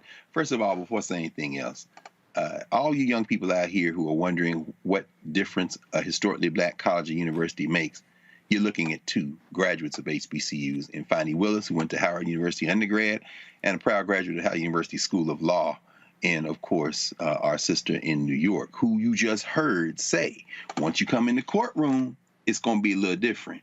So when you understand, when you hear Tish James say that, as you said, Roland, that is the theme. You know, law is malleable. If you're in the federal legislature, in the Congress, then yeah, you can ignore a congressional subpoena. You can say that Joe Biden isn't the president. You can be Gymnasium Jordan. But in a court of law, the rule of law is unavoidable. And you're right. Everybody got all that bass in their voice. Everybody screaming in a loudspeaker. And then Sidney, oh, pal, oh, you're in court now. Real meek. Yes, yes. Donald Trump talk all that smack outside the courtroom. He ain't in the courtroom saying, she's a racist, because you ain't trying to get bound up in them handcuffs. Because guess what? You know, them working class people, those bailiffs and stuff, they be very happy to put that stick on you. You understand? And then finally, it comes down to this. I mean, and Lauren, you said it beautifully. I mean, it's costing her money. See, Sidney Powell ain't even got up to the federal election subversion case with Jack Smith. Uh-oh, who's on the bench? Oh, these black women up on this bench. Lord, they can't practice law because they trying to snatch that law degree, that law license. Can't practice law, Roland. And of course, the money ball, emphasis being on money, are those defamation lawsuits that those voting tech companies have against her. Now, I don't know if your billionaire friends are going to bail you out. They won't. Minion, it's a smart man. And brother, what's worse? We face jail often as people of African descent in this country, but guess what? When you are white that's broke after talking all that smack, Sidney Powell's worst days in court are ahead of her, not behind her. Hey, Mike Lindell, he already said he broke. No question. He broke. He ain't selling as many. He ain't not selling as many of them lumpy ass pillows. Did y'all see the deposition when one of the attorneys said he had a lumpy ass pillow, and that fool just lost his mind. I mean, he started yelling and cussing and acting a fool in the deposition. I thought that was funny as hell myself. So I'm getting a huge enjoyment out of, first of all, watching these white people go broke. Because I told y'all, we warned y'all, hashtag we tried to tell you, don't mess around with that fool. He stiffs everybody. That fool owes Rudy Giuliani $3 million. Do you think for a second I would have been out there defending that fool and he owes me some money? Hell no. I would have been like, Cash App, hit me on Venmo or Zelle, direct deposit. But that's what they do.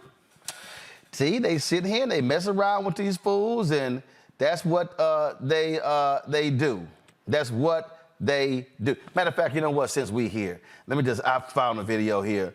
This is Mike Lindell crying because his attorneys dropped him.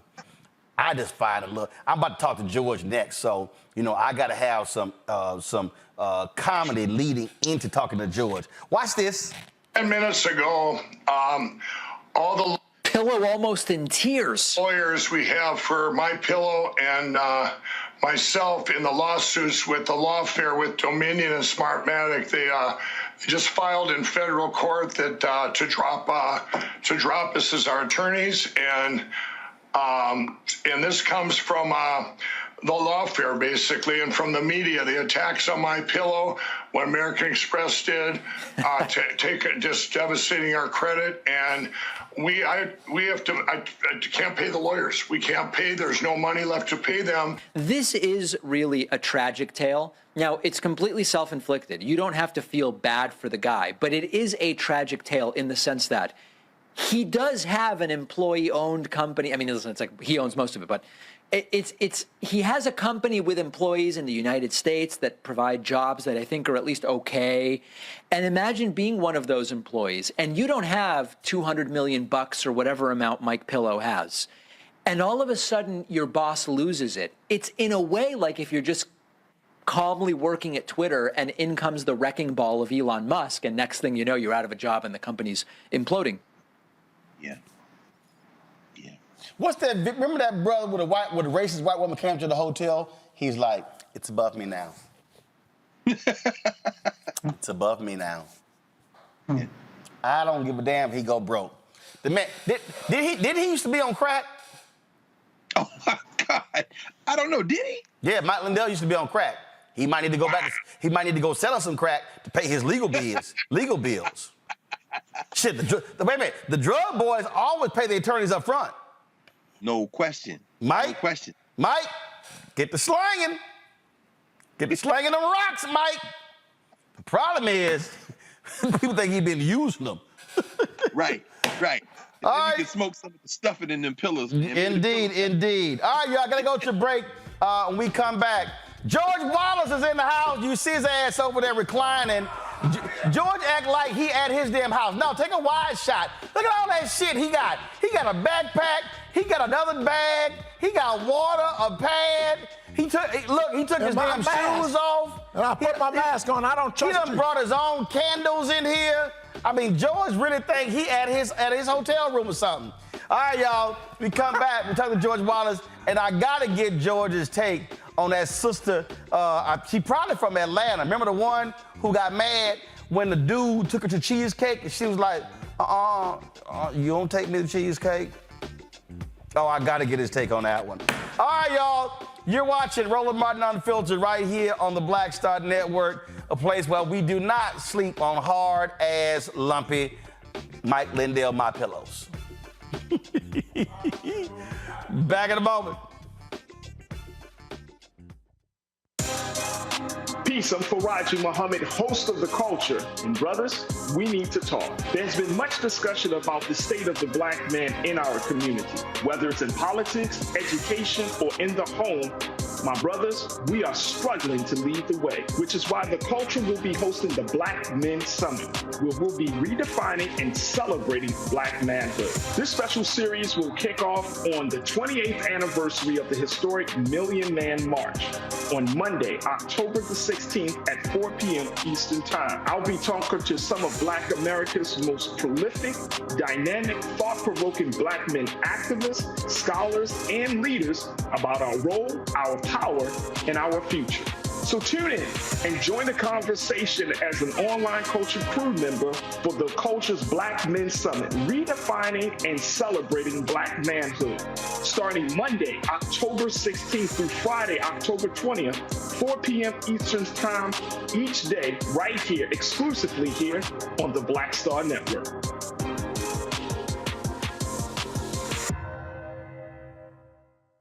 Pull up a chair, take your seat. The Black Tape with me, Dr. Greg Carr, here on the Black Star Network. Every week, we'll take a deeper dive into the world we're living in. Join the conversation only on the Black Star Network. I'm Deborah Owens, America's wealth coach and host of Get Wealthy. Let me hit you with a few numbers. African Americans spend 9 times the amount on ethnic beauty products and yet only own 1% of the beauty supply stores. It's an $18 billion industry. On the next Get Wealthy, you're going to learn and hear from a woman who's turning this obstacle into an opportunity. We literally take you from A to Z on all of the things step by step you need to have in place to open and run a very successful beauty supply store. That's right here with me, Deborah Owens, host of Get Wealthy, only on Black Star Network. Hello, I'm Jamia Pugh. I am from Coatesville, Pennsylvania, just an hour right outside of Philadelphia. My name is Jasmine Pugh. I'm also from Coatesville, Pennsylvania. You are watching Roland Martin Unfiltered. Stay right here.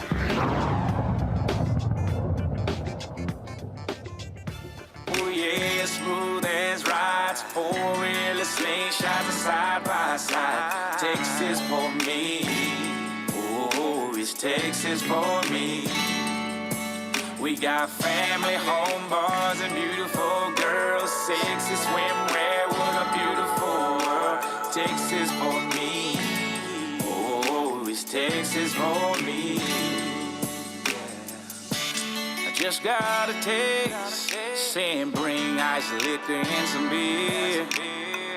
It's always that one person that needs something when you're almost there. I'ma play my part, so I'm turning back around.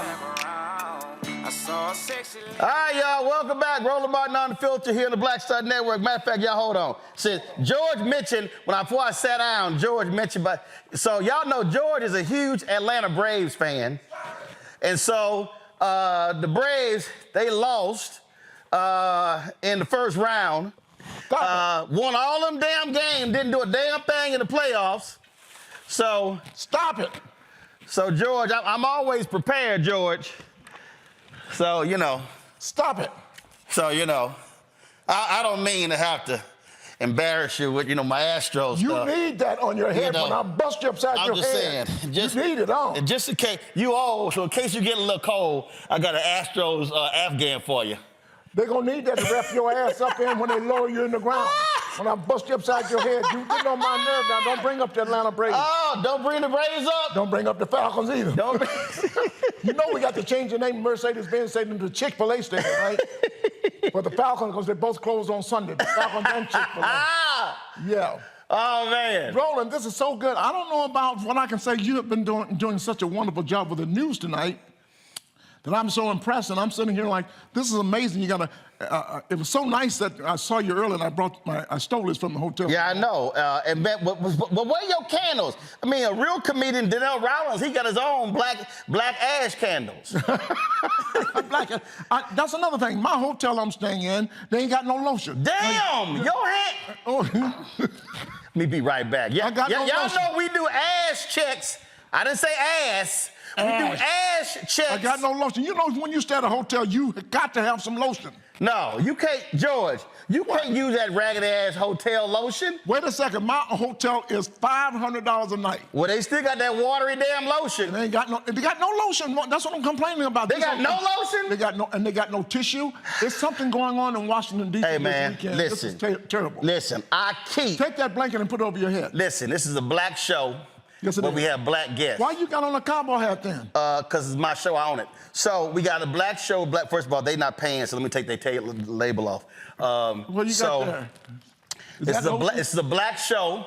Yes. So we keep lotion on the set. That makes sense. Cause like right now, your hands look like my daddy's hands. My dad, man, listen. I might be your daddy. No, you're not my daddy.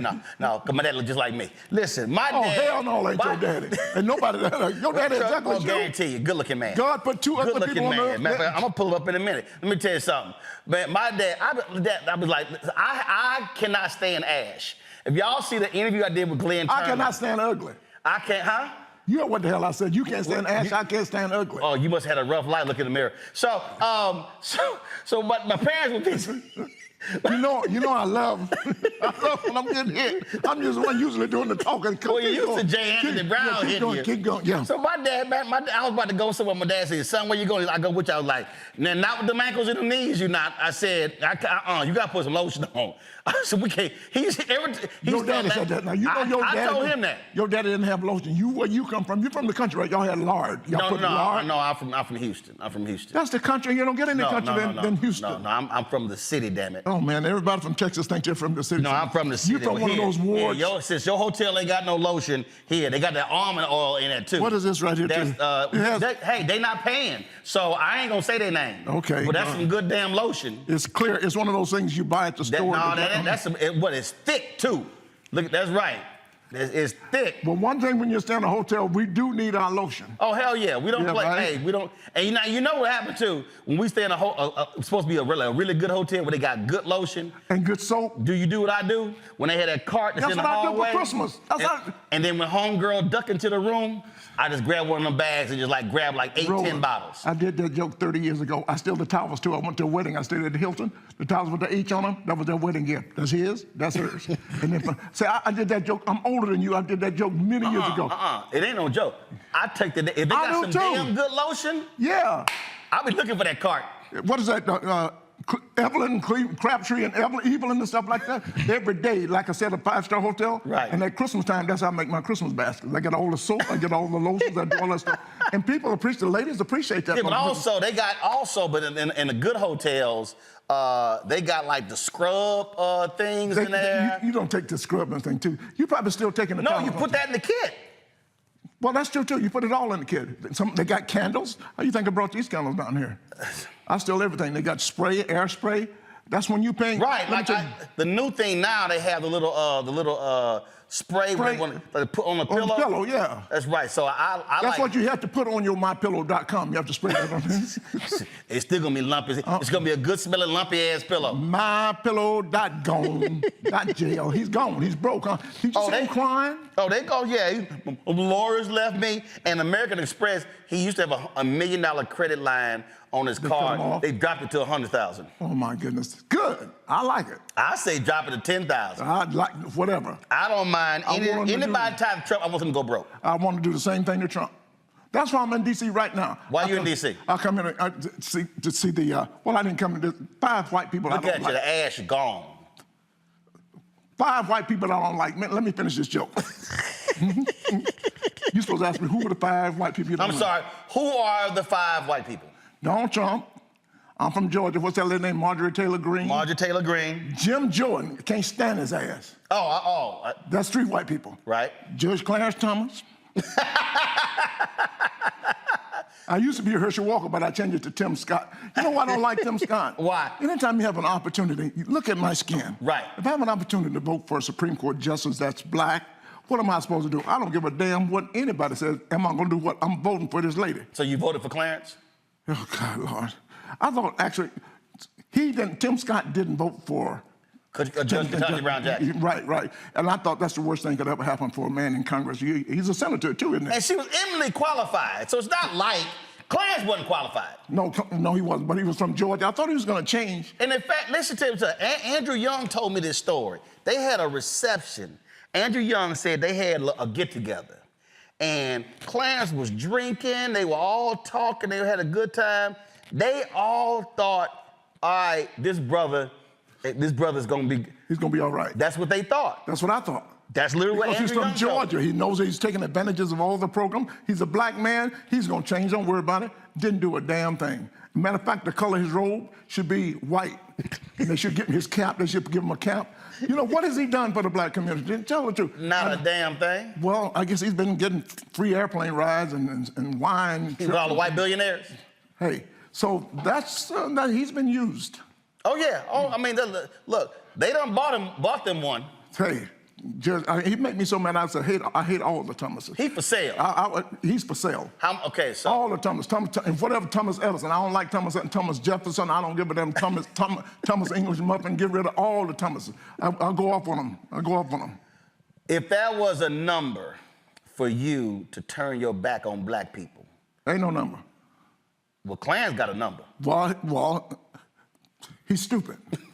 He did it, but there's no number for me. I love black people. I'll do anything I can for black people because we deserve it. The hardest we work and what we do and how we're treated and the racism. And, you know, I'm from Georgia. I've seen racism. I rode the back of the bus, Roland. Really? You're not old enough to know about that. I rode the back of the bus in Georgia. No, I'm not. And I rode it when it happened. Then when they had segregation, then I rode the front of the bus. I was in the front of the bus, and a white lady came up and said, would you please let me sit? And my punk ass got up. When I was the only black one on the bus, right? My punk ass got up and let the lady sit down. I'll never forget that. Never do it again. They could have whooped my ass on the bus. I was the only one. I was on Peachtree Street in Atlanta. And you got Have you been to Atlanta lately? Yeah, I'll be there on Friday. You've never seen no peach trees. First of all, you got too many damn peach trees. I mean, what happened? They ran out of damn names and name stuff? Listen, we used to have peach trees everywhere. That's why it was Peachtree. That's why it's called a peach state. Yeah, I know. I get the peach state stuff, but damn, you can't have 30 peach trees. What we do? In this Peach Street, Lane, Peachtree Road, Boulevard, Way, Boulevard, whatever. N-E-S-E, N-W. Yeah, we got them all in Atlanta. So good. Maybe it's because... And ain't no peaches anywhere to eat. That's what I just said. I ain't never had a peach when all time I've been in Georgia. I ain't never had nobody out-talk me. Well, it is my show. You stupid. You know, stupid is a compliment these days. You know, so when somebody say you're stupid, yeah. But that's well, see, Atlanta, they call it the A now. The A? Yeah, that means, because I teach people all over America right now, if you ever wanted to travel, all young people should travel, right? And I'm teaching them, if you ever want to go to Africa, and I'm people that are watching me right now, if you ever want to go to Africa, you call Delta Airlines, and they're going to fly you to Atlanta.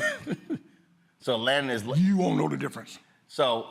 Now, it used to be Hotlanta. But now it's Atlanta. Then it used to be the ATL. Yeah, now it's the A. Now it's the A. Yeah, it's the movie-making capital of the world, too. Did you know that?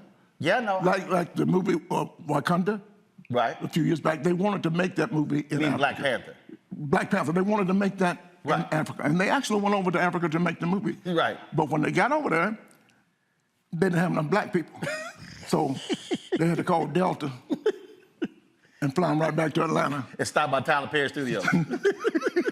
All over. They got a second Atlanta called College Park. And they ain't got no college.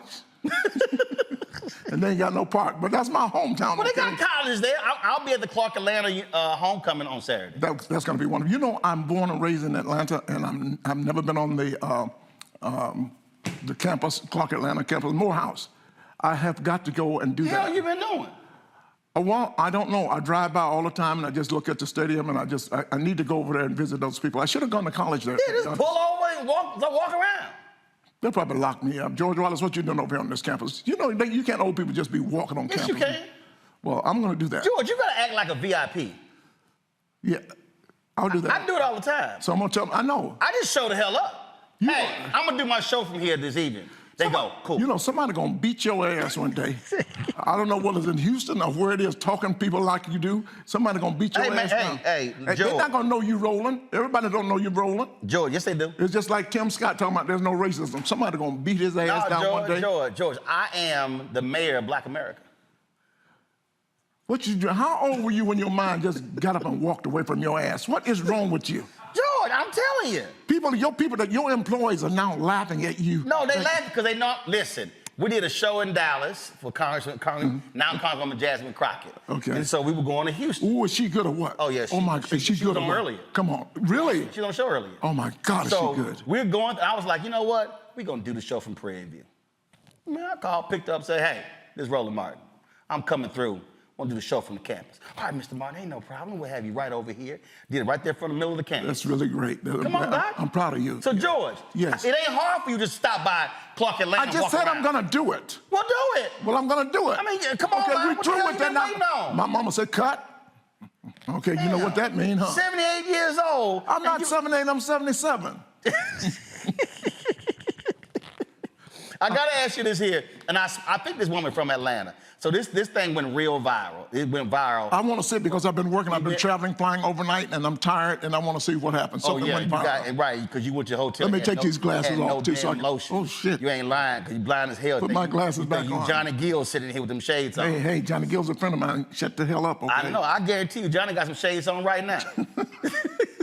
I guarantee you. You are something wrong with you. If I FaceTime Johnny right now, I guarantee you got some shades. And that old ass sweater you got on 1906, that's when it was made too. Go ahead. Hey, I'm an alpha now. Go ahead. You with your Barbie shirt.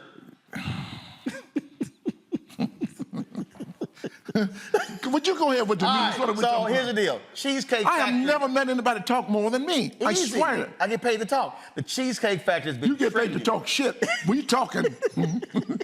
I got to come back on this show and be with you because you can call it one Freaky Friday show or something like that, okay? No, actually, we used to do a thing called Wild and Out Wednesdays. Yeah. And I had the comedians on. Yeah, and I did it with you several times. Yeah, so we did it because y'all normally working Thursday through Sunday. That's right. There you go. Let's do that again. So you got to come back for Wild and Out Wednesday. All right, so here's the Cheesecake Factory has been trending for a week. First of all, that's a lie. It ain't no factory. You ever been down there? Life is a lie. A Cheesecake Factory, it's a restaurant, okay? And technically, it's not a cake. It's a pie. It's a pie. See, I studied this stuff, and technically, there's more cheese in it than there is, there's more sugar in it than there is cheese, so it should be called a sugar pie. Anything wrong with the word "the"? She should have broke down everything else. Cheesecake and Factory. Yeah. All factories are lying. The Burlington Coke Factory. When the last time somebody bought a Coke from the Burlington? Only thing is the Laugh Factory. You do get laughs at the Laugh Factory. If your ass needs some gloves or a scarf, damn it, you know you can go to Burlington Coke Factory. Ain't no coat and no coats in the. They even took coats off the name. But you can get some gloves and a scarf. Would you go to the clip, please? They $3.99.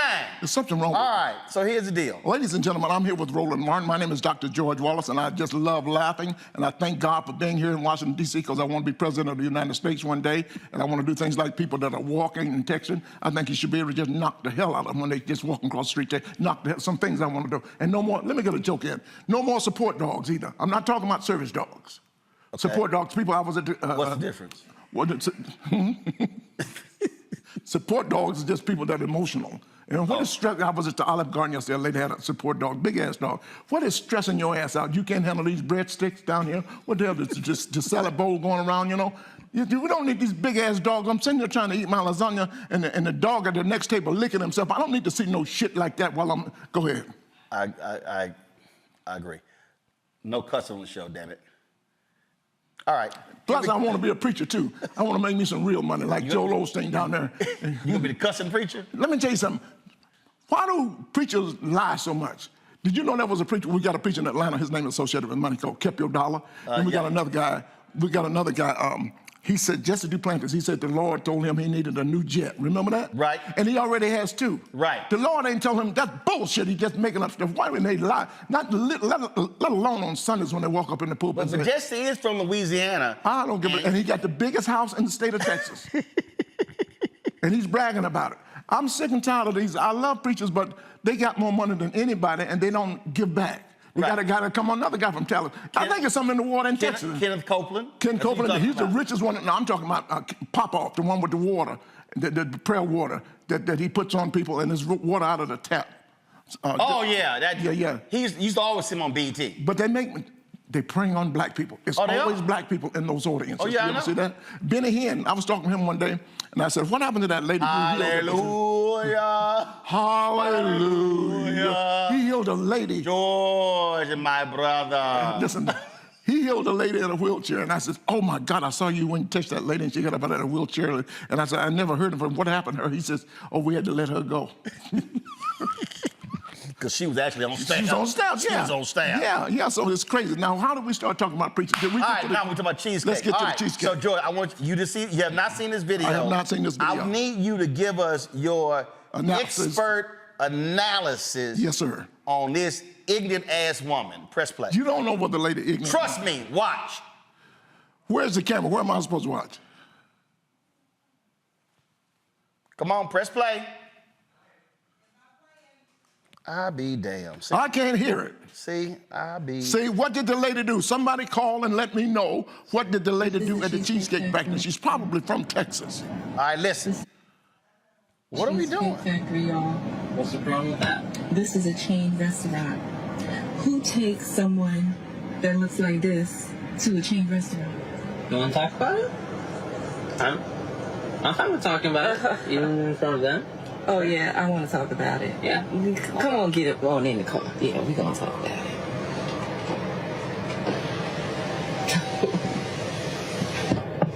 Oh, okay. Okay. So, yes, let's talk about it. Let's talk about it. So you expect a man to go all out on the first date. Is that right? I mean, you're supposed to. Look at, when you take out a beautiful woman and you're courting her, because I get courted. So you're courting her, right? You're supposed to take care of her. You're supposed to cover her. You're supposed to protect her, cherish her, treat her well, right? Yeah. That's what you're supposed to do. I agree. I went into this date as I expect, with the expectations for myself, to keep you safe, you know, to respect you, to pay for your food, of course, pick you up, of course, and just treat you like a gentleman, which I believe I have done. I mean, you've been pretty nice, but I mean, and then Cheesecake Factory. I, on the other hand, have certain expectations for a girl I go out with on the first date. All right, George. Let me tell you something. First of all, number one, let's start off. You ain't that damn beautiful, okay? That's number one. You're ugly, heifer. Let me tell you something. Somebody's supposed to take her. She going to the Cheesecake Factory. I'm a millionaire. I go to the Cheesecake Factory. Ain't nothing wrong with going to We need to take her ass to Checkers. That's where she used to go into a drive-thru. What the hell she know about going to Cheesecake Factory? Take your punk ass in there and eat the cheesecake and whatever they got. Your ass don't deserve to be there. That guy was trying to be nice to you. If you're going to Cheesecake Factory, next time he'll take you to a better place. He don't know you that well. But guess what? What? He was going to take her to a better place, but her ass was an hour late coming downstairs. She didn't tell that part, did she? No, they played it later. They played it later. Attitude. Then she's like, oh, you taking me home? Hell yeah, I'm taking your ass home. Take her ass back home. Don't even take her home. Drop her ass. Get out the car. Get out the car, hoe, heifer. I never said that before. I'm so mad at that clip, you know, because this lady gonna take me to the Cheesecake Factory. Who the hell are you? Your ass probably ain't never been to a better place than the Cheesecake Factory. She can't go to the Capitol Grill. She won't even know how to use the fork or eat the damn steak with her punk ass. That pisses me off. Somebody take you, just go. That could have been the nicest guy in the world. He was. Yeah, right? That is so stupid of her. But then what get me is, do we find out who she is? She on her phone and go talk to her girls. He taking me to the Cheesecake Factory. Your ass don't belong in no Cheesecake Factory. You need to take your ass down to the Waffle House and sit down and get some grits and what y'all laughing at? What the hell they laughing at? Going to get some cheese. Let me ask you a question. What do you think of this? Oh my God. I'm so angry. I like Cheesecake Factory. The B word almost came out of my mouth. Give me the orange chicken, extra sauce, white rice. Give me some chicken piccata and the carrot cake. And they got an 85-page menu. It's something on there your ass like. And it ain't cheap either. No. So she need to shut her punk ass up. Find out who she is. We need to take her out to dinner. Take her ass to Crystal or White Castle so she can get some real beef. And you're right, Shane. What the hell are they laughing at in the studio? Laughing at you. For what? I didn't say nothing. This lady done pissed me off. Find out what she is. She got to be from Houston, Texas. That's what all this. No, she's from Atlanta. She from Houston. She from Atlanta. No, Atlanta people know better, but they know how to appreciate whatever. Let me tell you something about country people. We country people know how to appreciate anything. If a person takes you out to dinner, you go and you say, thank you so much. You can talk about it later. She can give what her girlfriend, can you believe he took me to the Cheesecake Factory? But don't do it first and keep your ass in the car. Stay your ass in the car. Open the door, get the fuck out. Yeah, I know, hey, all of my preacher friends out there sometimes, okay, let's use this. I don't cuss, I want to use there's a guy in Atlanta that's voting for Trump, Waka Flocka. Put that Waka Flocka out of your car. Get that Waka Flocka and get up out of my car and walk home, you ugly Waka Flocka. Can you believe she gonna get the man, he taking me to the Cheesecake Factory. She ain't never been in there because there's some good food in it, am I right? I agree. Yeah. I agree. If she don't want to go to the Cheesecake Factory, she don't want to go to P.F. Chang's. She don't want to go to P.F. Chang's. She don't want to go to, there's so many great restaurants. And she literally said, he's taking me to a chain restaurant? Hell, for Popeye's a chain restaurant. And I just mentioned the Capital Grill. She don't know what that is. They had no idea. Hell no, right? You ain't taking me to a grill. You taking me to a cookout. Yeah, to a cookout, yeah. All right, when I go to a quick break, we come back. Find out who that lady is so we can talk about her ass and put it in the paper. I hope she is from Atlanta. So I can go over to her house and knock on the door and just go, are you stupid? Now, here's your doggy bag. For Cheesecake Factory. For Cheesecake Factory, yeah. We're going to come back. Greg, Lauren, they got questions for George. Folks, we're talking to George Wallace. He's here in D.C. Where you performing? I'm at the DC Improv with my friends right there. Not only me, George but Sylvia, Traymore. Improv. And he with two people I ain't never seen before. You're a liar. You know those people that Sylvia Traymore, first black lady, and getting no respect, first black lady on Saturday Night Live, and that's Chris Paul, used to be on the Tom Jones Morning Show. And this is Howard's homecoming weekend. People got nothing to do, and they're coming in from all over the world. It is crazy here in D.C. And by the way, the city is beautiful. 30 years ago, this was what did Trump call a shithole? Yeah, but now this city is, the DMV is beautiful, people. Come back and visit. Can I go to a break, please? Shut up while I'm talking. Can I go to a break? Go ahead. I'll be right back.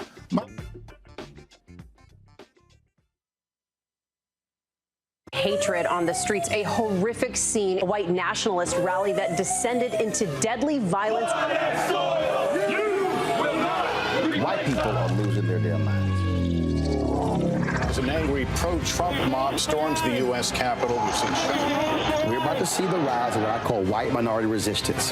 We have seen white folks in this country who simply cannot tolerate black folks voting. I think what we're seeing is the inevitable result of violent denial. This is part of American history. Every time that people of color have made progress, whether real or symbolic, there has been what Carol Anderson at Emory University calls white rage as a backlash. This is the rise of the Proud Boys and the Boogaloo Boys. America, there's going to be more of this. Here's all the Proud Boys, guys. This country is getting increasingly racist in its behaviors and its attitudes because of the fear of white people. The fear that they're taking our jobs, they're taking our resources, they're taking our women. This is white fear.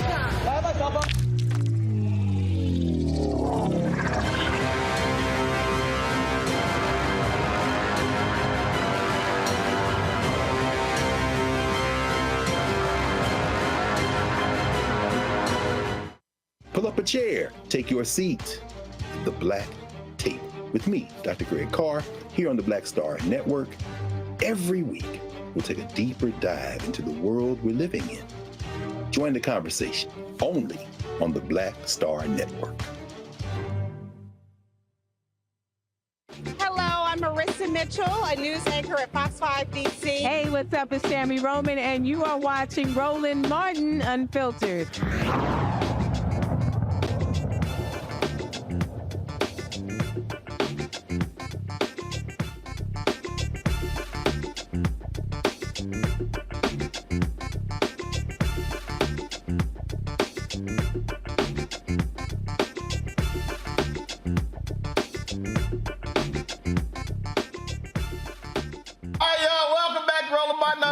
We're talking to George Wallace. He's here at the DC Improv the entire weekend. This weekend, if you're in town, if you know somebody in town. 8 shows a day. The DC Improv. Who are they working there? He's doing a show every 2 hours. He's working 16 hours a day. Guess who's coming tomorrow night? Chris Tucker. You don't know what's going to happen when you stop by the George Wallace show. You got Sylvia, Traymore, Morrison going to be there. Chris Paul. You got Tony Woods. I might not even do any time. That's great when you have friends. It's like when I was in Las Vegas. Yeah, huh? Chris Tucker's popping by?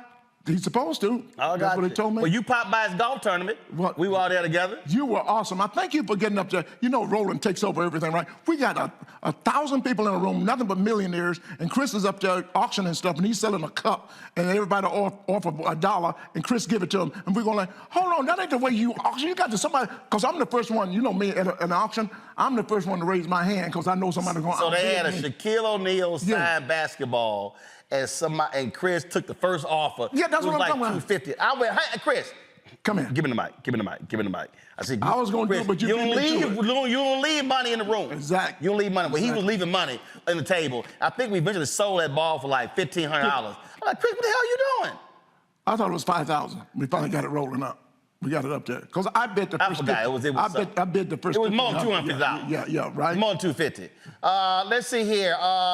Greg Carr, I saw you over there cracking up laughing as George was over here telling them damn... Is Greg Carr still here? Yeah, Greg Carr, he's right there. How you doing? We've talked about Jacksonville. I was in Jacksonville yesterday. Jacksonville is backwards. Jacksonville is the only city in the... Well, there's two rivers. The river going backwards. You know... But Jacksonville is had the American. I was there as a kid. The first black beach, Bernardino Beach in Jacksonville, Florida.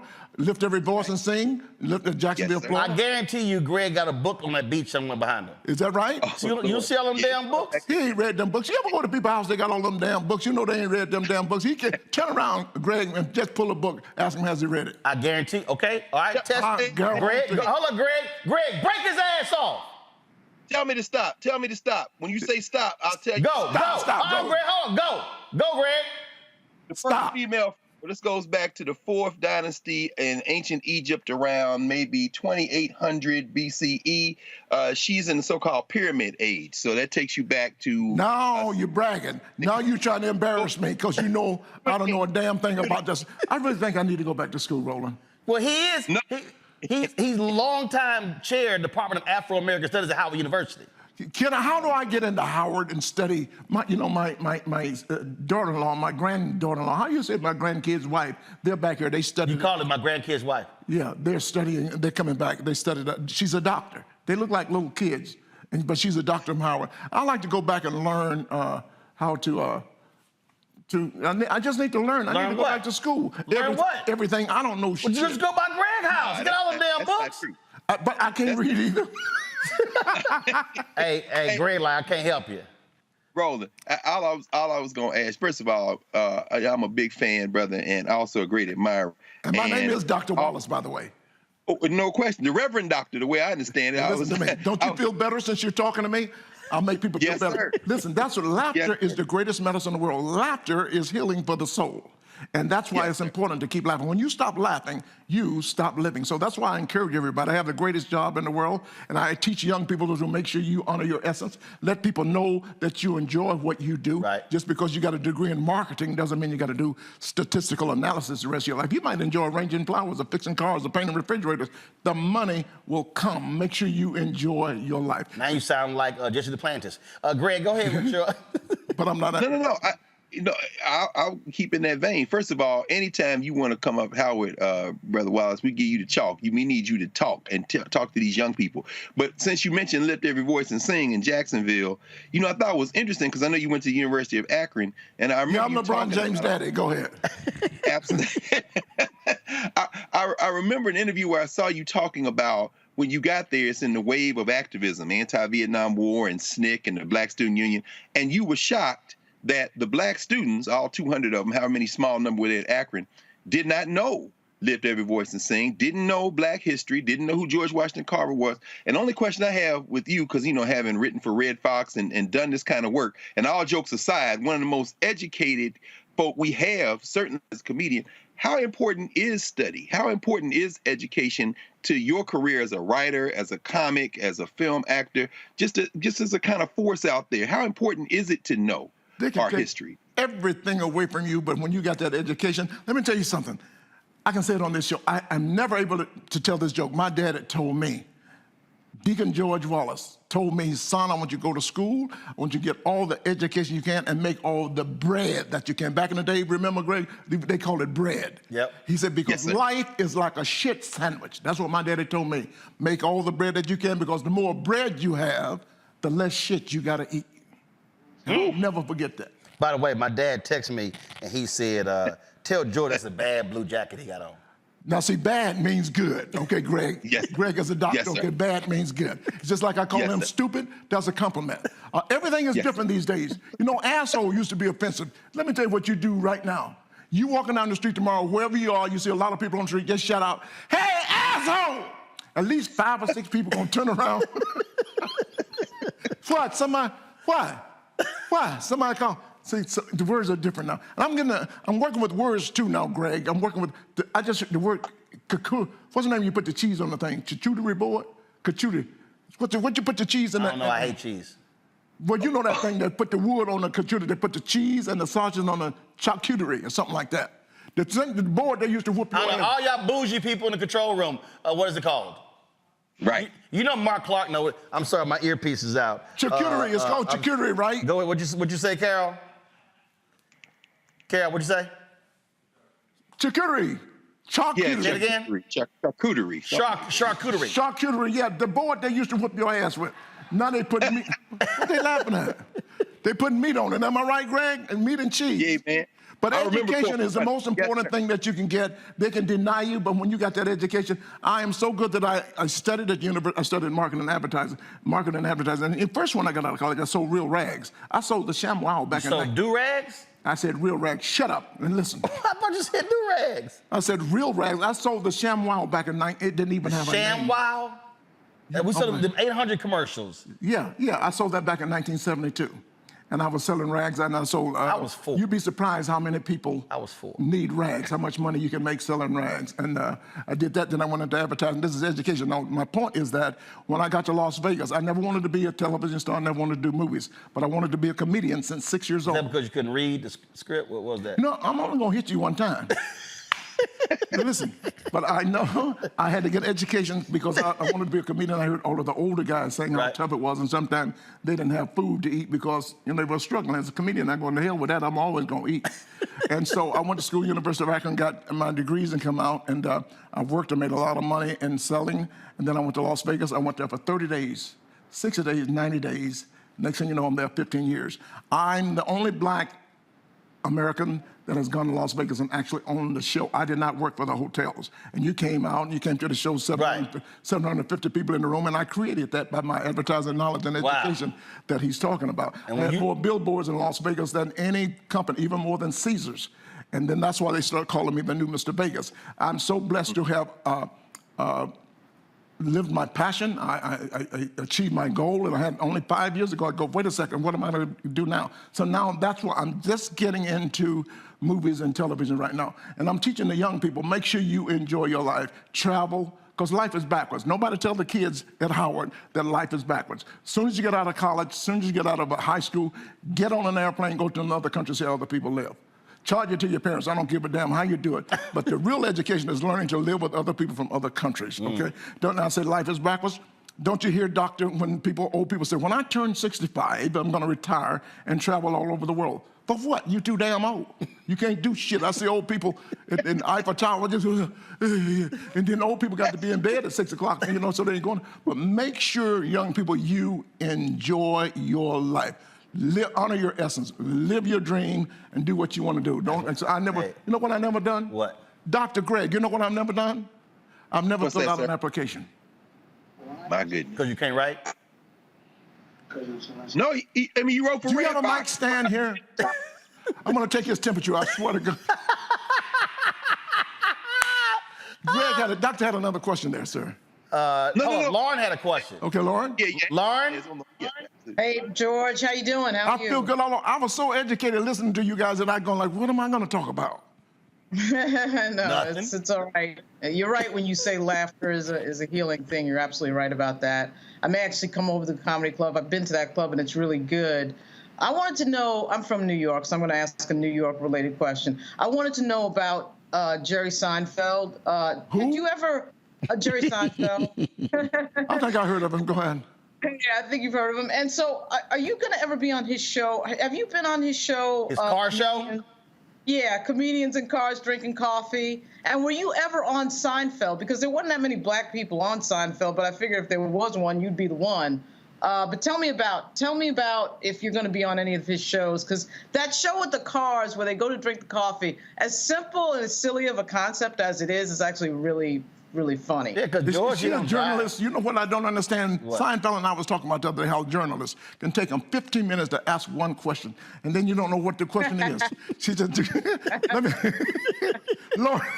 Lauren, let me tell you something. I'm going to educate on this. I'm actually the real George. I was Jerry's roommate for 13 years, okay? Mm-hmm. I was best man in his wedding. Mm-hmm. I'm also the father of his kids. He is my best friend. I can't get rid of him.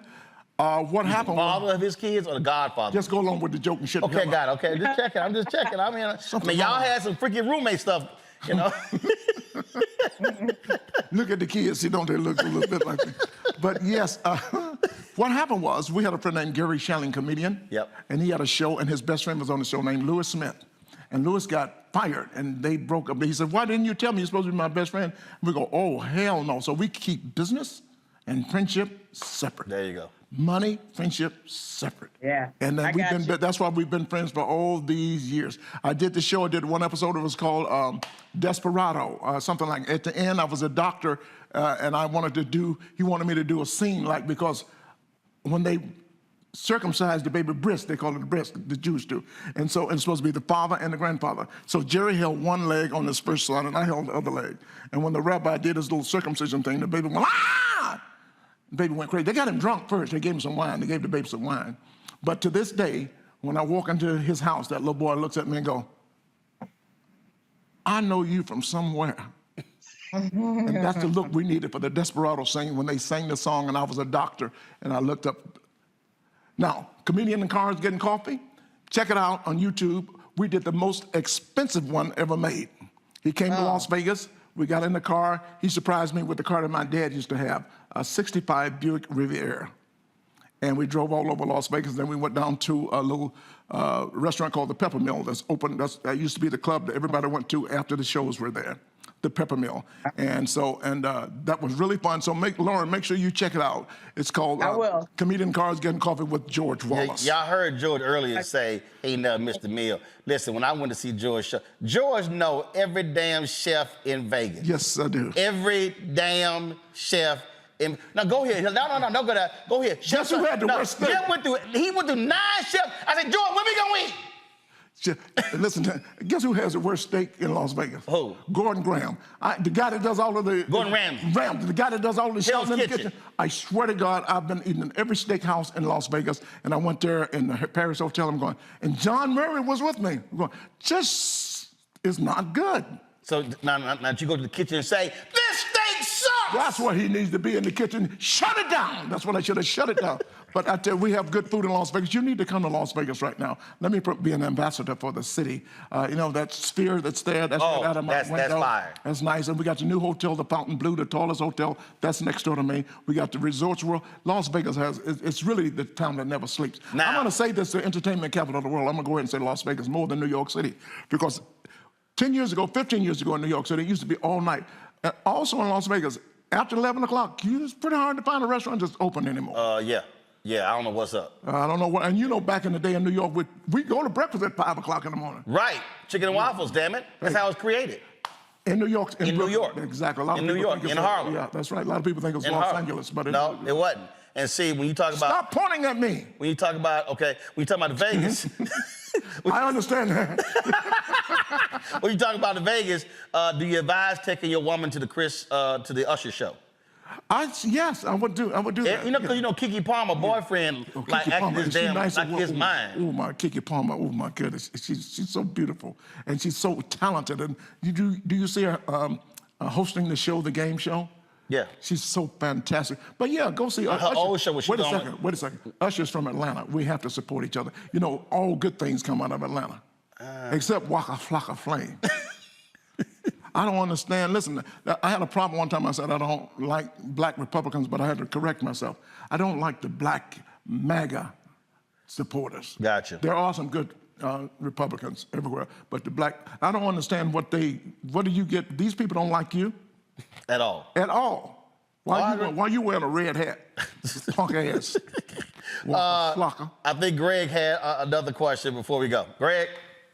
No, listen, I'm just enjoying the conversation. I'll ask you one more question, Brother Watson. Again, just great respect to you for being not only a master comedian, but really somebody who not only makes us laugh, but makes us think. Oh, somebody asked you one time about your influences, and there was a name that came up, wasn't Red Fox, wasn't Richard Pryor, it was Red Skelton. Do you mind saying something about how was Red Skelton an influence on you? Are you old enough to remember Red Skelton? The people that really know comedy know that. Red was hilarious. He did the different characters, Clem Cadiddle-Hopper. Oh my God, he was so good. He's the reason I'm in the business. He was born on the same day I was born on. Robin Williams was born on July 21st. Wow. Also, Kim Whitley was born on, and Don Knotts was born on. More entertainers were born on July 21st than any other day. Now, I read that in the book.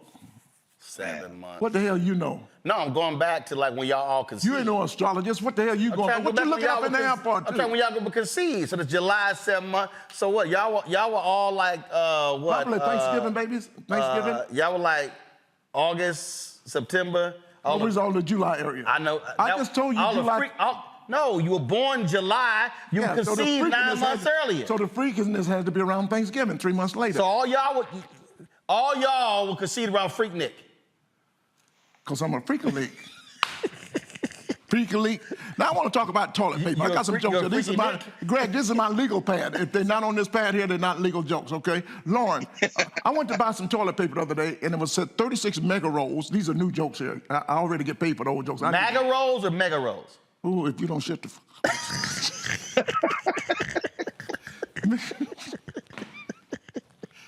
You know I like this, right? You know I like interfere with me. I love it. So the 36 mega rolls equal 128 rolls of regular toilet paper. So I bought this at 4th of July. So I'm in my house. There's a ghost in my house. I am not using all. I got 3 rolls left, which technically 9. There's a ghost in your house. I'm not the only one wiping my ass with this paper, okay? all of that paper. Greg, can you figure it out? Because you're pretty smart. 128 rolls. Since 4th of July, somebody else is in my house. And now I want to do a bit. I want to finish the bit up. You just can't. And then again, you full of shit. You're right about that one. But after it's a new day. And after you finish using toilet paper now, that ain't good enough anymore. They got a thing called booty wipes. Right. And you got to get disposable. You know what I'm disposable. Well, disposable. Why would you say something stupid? People can say some stupid shit, can't they? Disposable. What else would you do with toilet paper? No. You mean flushable? That's the word you're trying to use. No. They're called disposable. They're like, I know, but they're literally called disposable on the package. Yeah, that means you can throw them away. I know. Flushable means you can't throw them down the toilet. They're unflushable or they're flushable? Would you just let me finish these? I mean, you're the ass wiping expert. I'm just trying to check with you. You're an ass wipe. So what I'm trying to say is so many stages right now. Okay. And then when you finish with the booty wipes, now they got a thing called a deodorant now called Lumi.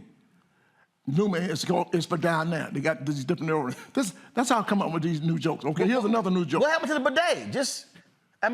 You ain't got no bidet in your house like you rich or something. You here working every night. You ain't got no bidet to wipe your ass and put water up your ass. I do have a bidet. You ain't even been to France. You can't even been to France. I have not. Actually, I have been to France. Where'd you go? I went to the Eiffel Tower. I went to the hood. I bet you didn't go up.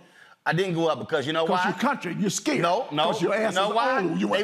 They wouldn't let my ass go up because I had my camera gear bag and I had a screwdriver in it. I was like, are y'all serious? Is that true? Straight up. Like you're going to unscrew it up there?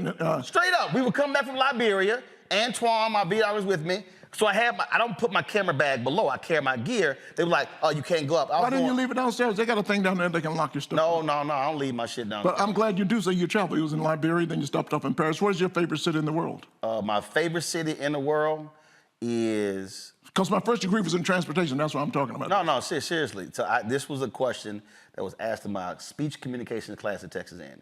Okay. They said, what is your favorite place in the world? And I said, me being as creative as I am, Also, I grew up broke. So I said my You favorite. still broke. No, I'm not. Look at you. Have you looked in the mirror lately? Or you look at you tonight. Are you walking down the street? Somebody will offer you some money with your broke ass. Look Actually, they should. You should be joining the Bring the Funk fan club, Roland Martin. Pull it up, y'all. Say you're checking money order to P.O. Box 57196, Washington, D.C. 20037-0196. You can go to your Cash App, or you can go to the PayPal and do all of that Cash Venmo. App is $RM Unfiltered. PayPal is R Martin Can you go to Unfiltered. Zelle? Keep Roland written. at Roland Zelle is Roland at RolandSMartin.com. And Venmo is RM Unfiltered. And do that. Do it right now, because we're bringing you entertainment every night, and Roland is very good at it, and he needs your support. That's what we got to do. And do me a favor, my assistant, could you bring me $10 out of my wallet right now so I can help support this guy? 10? Yeah, so you can get some lotion. Yeah, you can pay me back? Pay me back? Okay. So what's your favorite city? Come on, you had 2 more. Okay, hold on. Okay. So here's what it was. We're going to come, favorite city, then you're going to tell me the rest of these legal pad lame jokes. And then, now let's go to the other one. Who the hell is Lululemon? Lululemon. I know she's from the country. But my mama's maiden name is Lemon, but they call him Lemon in Louisiana. Is that right? Straight up. Miss Lemon, you born out of Louisiana. They call him. Why y'all do stupid stuff down there? Why you keep telling people in Louisiana, hey, you try my gumbo? Your gumbo sucks like. You ever been down there? They got shoestrings, hubcaps, all the shit they can find. They put it in there. You see shit moving. See, we don't do all that. Yeah, you ain't taste mine. Yours tastes like shit like everybody else. Matter of fact, I was on Martha. I bet you're gonna tell me right now you can cook some gumbo. I can. And my dad can damn cook. When I come to your house. No, I live stream us cooking gumbo. It's on YouTube. That don't mean people gonna eat it. No, we don't. A lot of stuff on YouTube. No. That's why it's there. Our gumbo damn good. Damn good. It would like slap your mama and your daddy and your stepdaddy good. I'm not gonna eat it.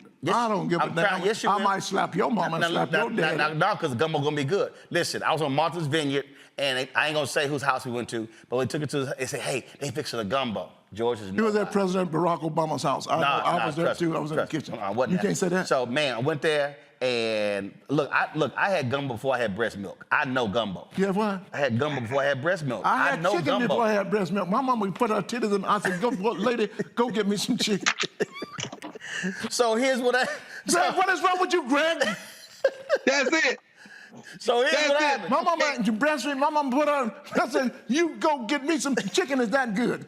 She said, "Chicken is the only animal that never dies of natural causes." Did you know that? A chicken has a short life. You never seen a chicken have a happy birthday party 1 year. Chicken, when a chicken comes and hatch out of the egg, is that somebody with a napkin? But Atlanta, I'm from Atlanta. Atlanta is the capital chicken place in the world. Did you know they're a home office for Popeyes, home office for Chick-fil-A, home office for Zaxby? Crystal is there. In Arkansas, where Tyson's is, like where they actually, strangle the chickens and process them? Well, no, but that's in Gainesville, Georgia. Oh, so when you say the king of chicken, you mean the company franchise, after the fact? Yeah, the restaurants. Gotcha. The restaurants. Yeah. Okay. We got chicken and waffle there, so we love chicken. Yeah, I was talking to the chicken man the other day. This true story I'm making up. The chicken man. A chicken man told me you would think the automobile. Was it Chicken George? you would think the automobile. What do you think the #1 industry in the world is? The #1 industry in the world? Porn. Porn. That's a good answer. Could be automobile, could be oil. But actually, it's chickens. If the chickens were to stop laying eggs, just think about this, Greg, there'd be no Grand Slam at Denny's. Oh, no. You are. So what happened earlier this year when 100,000 of the chickens killed in that fire, and a dozen eggs went up to like $12, $15, $20 a dozen? Exactly. Negroes lost their mind. This is true, and then it's going to happen again. You ever notice another thing about Atlanta? Watch this. In the next 3 months, around Christmas time, somebody steal 50,000 pounds of chicken wings just before the Super Bowl. They had sold them out of the freezer. Watch and see. But if chickens were to stop laying eggs, there'd be no Grand Slam, and then you don't have the coffee sales. There'd be no, if chickens were to stop laying eggs, there'd be no Easter eggs. And they're selling the color and the green shit in the basket. What do you call it? The green shit in the Easter egg basket. And then there'd be no Easter service. Fake grass. I'm just trying to tell you how the economy works, okay? Got it. And then you have no Easter service, and now you're messing with the preacher. And see, the preacher don't have an Easter service because no Easter eggs. Now ain't gonna be no Easter dinner. And there ain't no Easter dinner. And then if no Easter service, then the preacher ain't got no Cadillac, okay? And so you just sit at home and just think of this shit? That's my job, is just make up shit. And I'm gonna make this a long bit. I think of food all the time. No, really? Right now, I'm tired of pumpkins. I don't know pumpkin spice. I'm tired of pumpkin donuts. You remember what Bernie Mac said about pumpkin? I ain't never ate no pumpkin pie. Ain't no pumpkin pie. Lying, no That's no damn question like that. Never had no pumpkin pie. Like that. That's another thing I want to talk about. Some of them, bitch. We got about 90 seconds because you ain't paying the overtime for my staff. Patty LaBelle. Yeah. She has the sweet potato pie. I'm the only black person that ever ate a sweet potato pie. And I worked with her last night, and I said, Patty, what are you putting in these pies? Because I know she's selling at Walmart for $3.48. For $3.48. And Greg and Lauren, you know, if you go to Kroger or Ralph's and you buy the pan and the crust, that's $2.48, okay? Right. So she ain't putting but $1 worth of shit in there, okay? So I'm thinking, well, what could you, lemon extract, what do you put in the pie? Lemon extract, vanilla extract, nutmeg, sweet potato pie, what else you put in there? Egg, cinnamon, and brown sugar. You know, and the fact of the matter, if you put brown sugar and cinnamon on anything, you're gonna eat it. It's gonna be good. So look at Greg, you're gonna eat it, right? You can put cinnamon brown sugar on a white potato and you're gonna eat it. Brother George, a lot of you people out there, anything? Listen, a lot of you out there, I'm gonna tell the truth, a lot of you people out there don't like having oral sex. But let me tell you what you do. Don't do it. Don't. Get you some cinnamon. Since you married the brown sugar. Get some cinnamon, put some cinnamon down there. Even the church people be going, yes, Lord. Church people be speaking in tongues. Cinnamon. So on that note, put some cinnamon on. It's 8:32. George ain't paying the staff overtime. We got to go. And from what I hear, you ain't paying them that much. That's true, because the people ain't giving fast enough. A doctor. Now, if I need to have Creflo come in here and raise some money, him and Jesse Duplantis. Kept your dollar made so much money. Guess what he's saying now? He used to demand he would look at your what you call it, your tax return. Tax return, and made you pay tithe. Now he's made so much money, he's telling the people, you don't have to tithe anymore. That's some bullshit, ain't it? He done made that much money. So I'm going to be at the Improv this weekend. If you know anybody, you have any cousins that live in the Washington, D.C., in the DMV, and if you haven't been in the DMV lately, it's a beautiful area. You should come and see it. I got it tomorrow. I'm going to go. I want to see Dr. King today. You think he ever dreamt he was going to be white? I bet he didn't dream that, did he? Did he, Greg? With that white stone out there, I bet he didn't have that dream, did he? No, sir. And you need to know somebody. Is Mr. Lonnie still over there? Because I want to go to the African American Museum. Lonnie's not over all the museums. I want him to get me in, yeah. Huh? But I want people to come to. You want him to get you into what? Into the museum, your big head. What? No, I'm just trying to check, man. Like, you all over the place. I don't know if you want him to get you into the King Memorial. I don't know if you want. I'm from Georgia, both of them, BOF. I don't know what you want him to get you into. I want to get him into the museum. And I want to get into the Dr. King. I want to see the whole thing. I want to enjoy it. Okay, you know, the King Memorial is outdoor. You can just go by.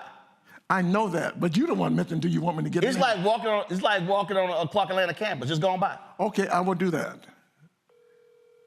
Whose telephone is that ringing? Call has been forwarded to voice. Are you trying to call Lonnie? The person you're trying to reach is not available. Yeah, I'm trying to. At the tone, please record your message. When you have finished Trying to impress me. He gonna call somebody. He gonna call somebody. They know it's him. They won't pick up. They won't pick up. All this talk unnecessary. Yo, Lonnie, I'm sitting here with George Wallace. George Wallace is in town. He's on the no-fly list. So he would like for you to get him into the Smithsonian National Museum of African American History and Culture. That's where you want to go to, right? Yes, sir. You want to go to the white one? I want to go to both of them. I want to go see Dr. King. I know I can just walk up and see that. Right. I'm from Atlanta. I know more about Dr. King. Man, hurry up. It's a voice message. But Lonnie, I'm coming by. I want to go see all 3 floors. There's 3 floors or 4 floors. Doc, it's like about 8 floors. I don't know. That's why I want to see it. Lonnie, let me call you back, dog. Okay? All right. Is the National Health Institute here in D.C.? Because we need to take your ass over there. You need to put your ass on. It's called the NIH, the National Institute of Health. I don't do the N-words. All right, y'all. George Wallace at the DC Improv all week. Chris Why Paul. are you talking so loud? Ain't nobody here but me and you. Easy, because I'm talking to the public. They got to hear me.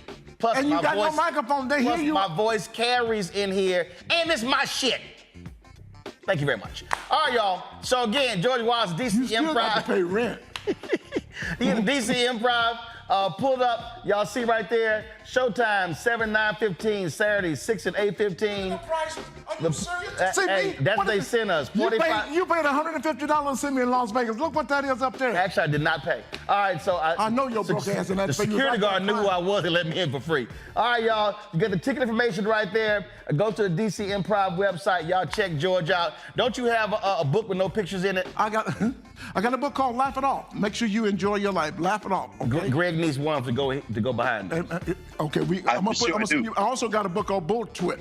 I was voted the top 25 funniest tweeters in the world by Rolling Stone magazine. So I do have books. Next time I come back, I will promote my books. Okay. Great. Please. I'll do that. So Greg need another book back there, a book of laughter, and teaches you how to live and enjoy it. You because done? laughter is the greatest, man. That's why we encourage people to overdose on laughter. Keep it in the reach of children. And when you stop laughing, call your doctor. Gotcha. And when you laugh for more than 4 hours, call your doctor. We'll give the doctor a prescription so the doctor can laugh along with you. It's important to laugh. When you stop laughing, you stop living. There you go. I'm George Wallace. I love you. There's absolutely nothing you can do about it. I'm going to take over the show. I'm auditioning for this show right now. I'm doing pretty good. Y'all go to DC Improv. You go see George. Be sure to bring you some cinnamon. It's going to be a whole... You don't... You been...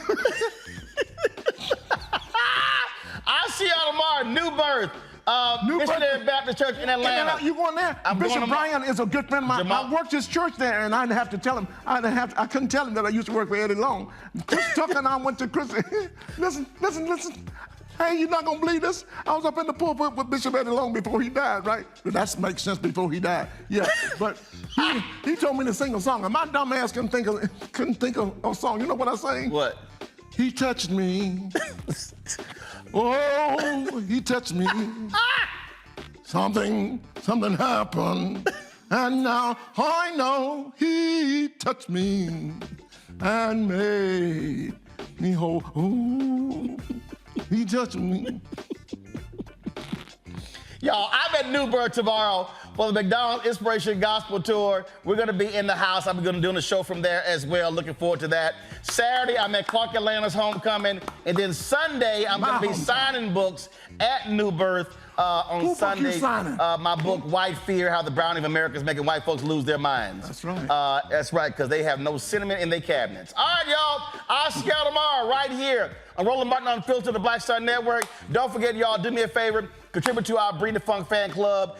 Your dollars are critically important for us to do the show that we do. I told these advertisers they tripping. They ain't giving us the money they should be giving us. And so send your checking money orders, P.O. Box 57196, Washington, D.C. 20037-0196. Cash App, $RM Unfiltered, PayPal, R Martin Unfiltered. Venmo is RM Unfiltered, Zelle, Roland at RolandSMartin.com, Roland at RolandMartinUnfiltered.com. If y'all want to see on the repeat of this, download the Black Star Network app.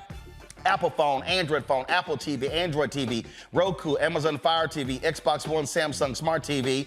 Don't forget our 24-hour streaming channels now available on 4 fast platforms. You can check us out on Amazon News, so go to Amazon Fire and then check us out. Say, Alexa, play news from the Black Star Network. You can watch us on Plex TV, Amazon Freevee, and if you're watching the live TV on Amazon Prime Video, we're there as well, right next to all of the news networks. So y'all know how we doing this thing. And so I'll see you guys tomorrow right here. Roland Martin Unfiltered on the Black Star Network. Keep it real, keep it black. Let me put my mask on. The pollution gets so strong up in this. And you know, always, some of y'all carry Tabasco sauce. George now says, carry your cinnamon. I'll see y'all tomorrow. Holla! Folks, Black Star Network is here. Hold no punches. I'm real revolutionary right now. Support this man, Black Media. He makes sure that our stories are told. Thank you for being the voice of Black America, Roland. Stay black. I love y'all. All momentum we have now, we have to keep this going. The video looks phenomenal. See, there's a difference between Black Star Network and Black-owned media and something like CNN. You can't be Black-owned media and be scared. It's time to be smart. Bring your eyeballs home. You dig?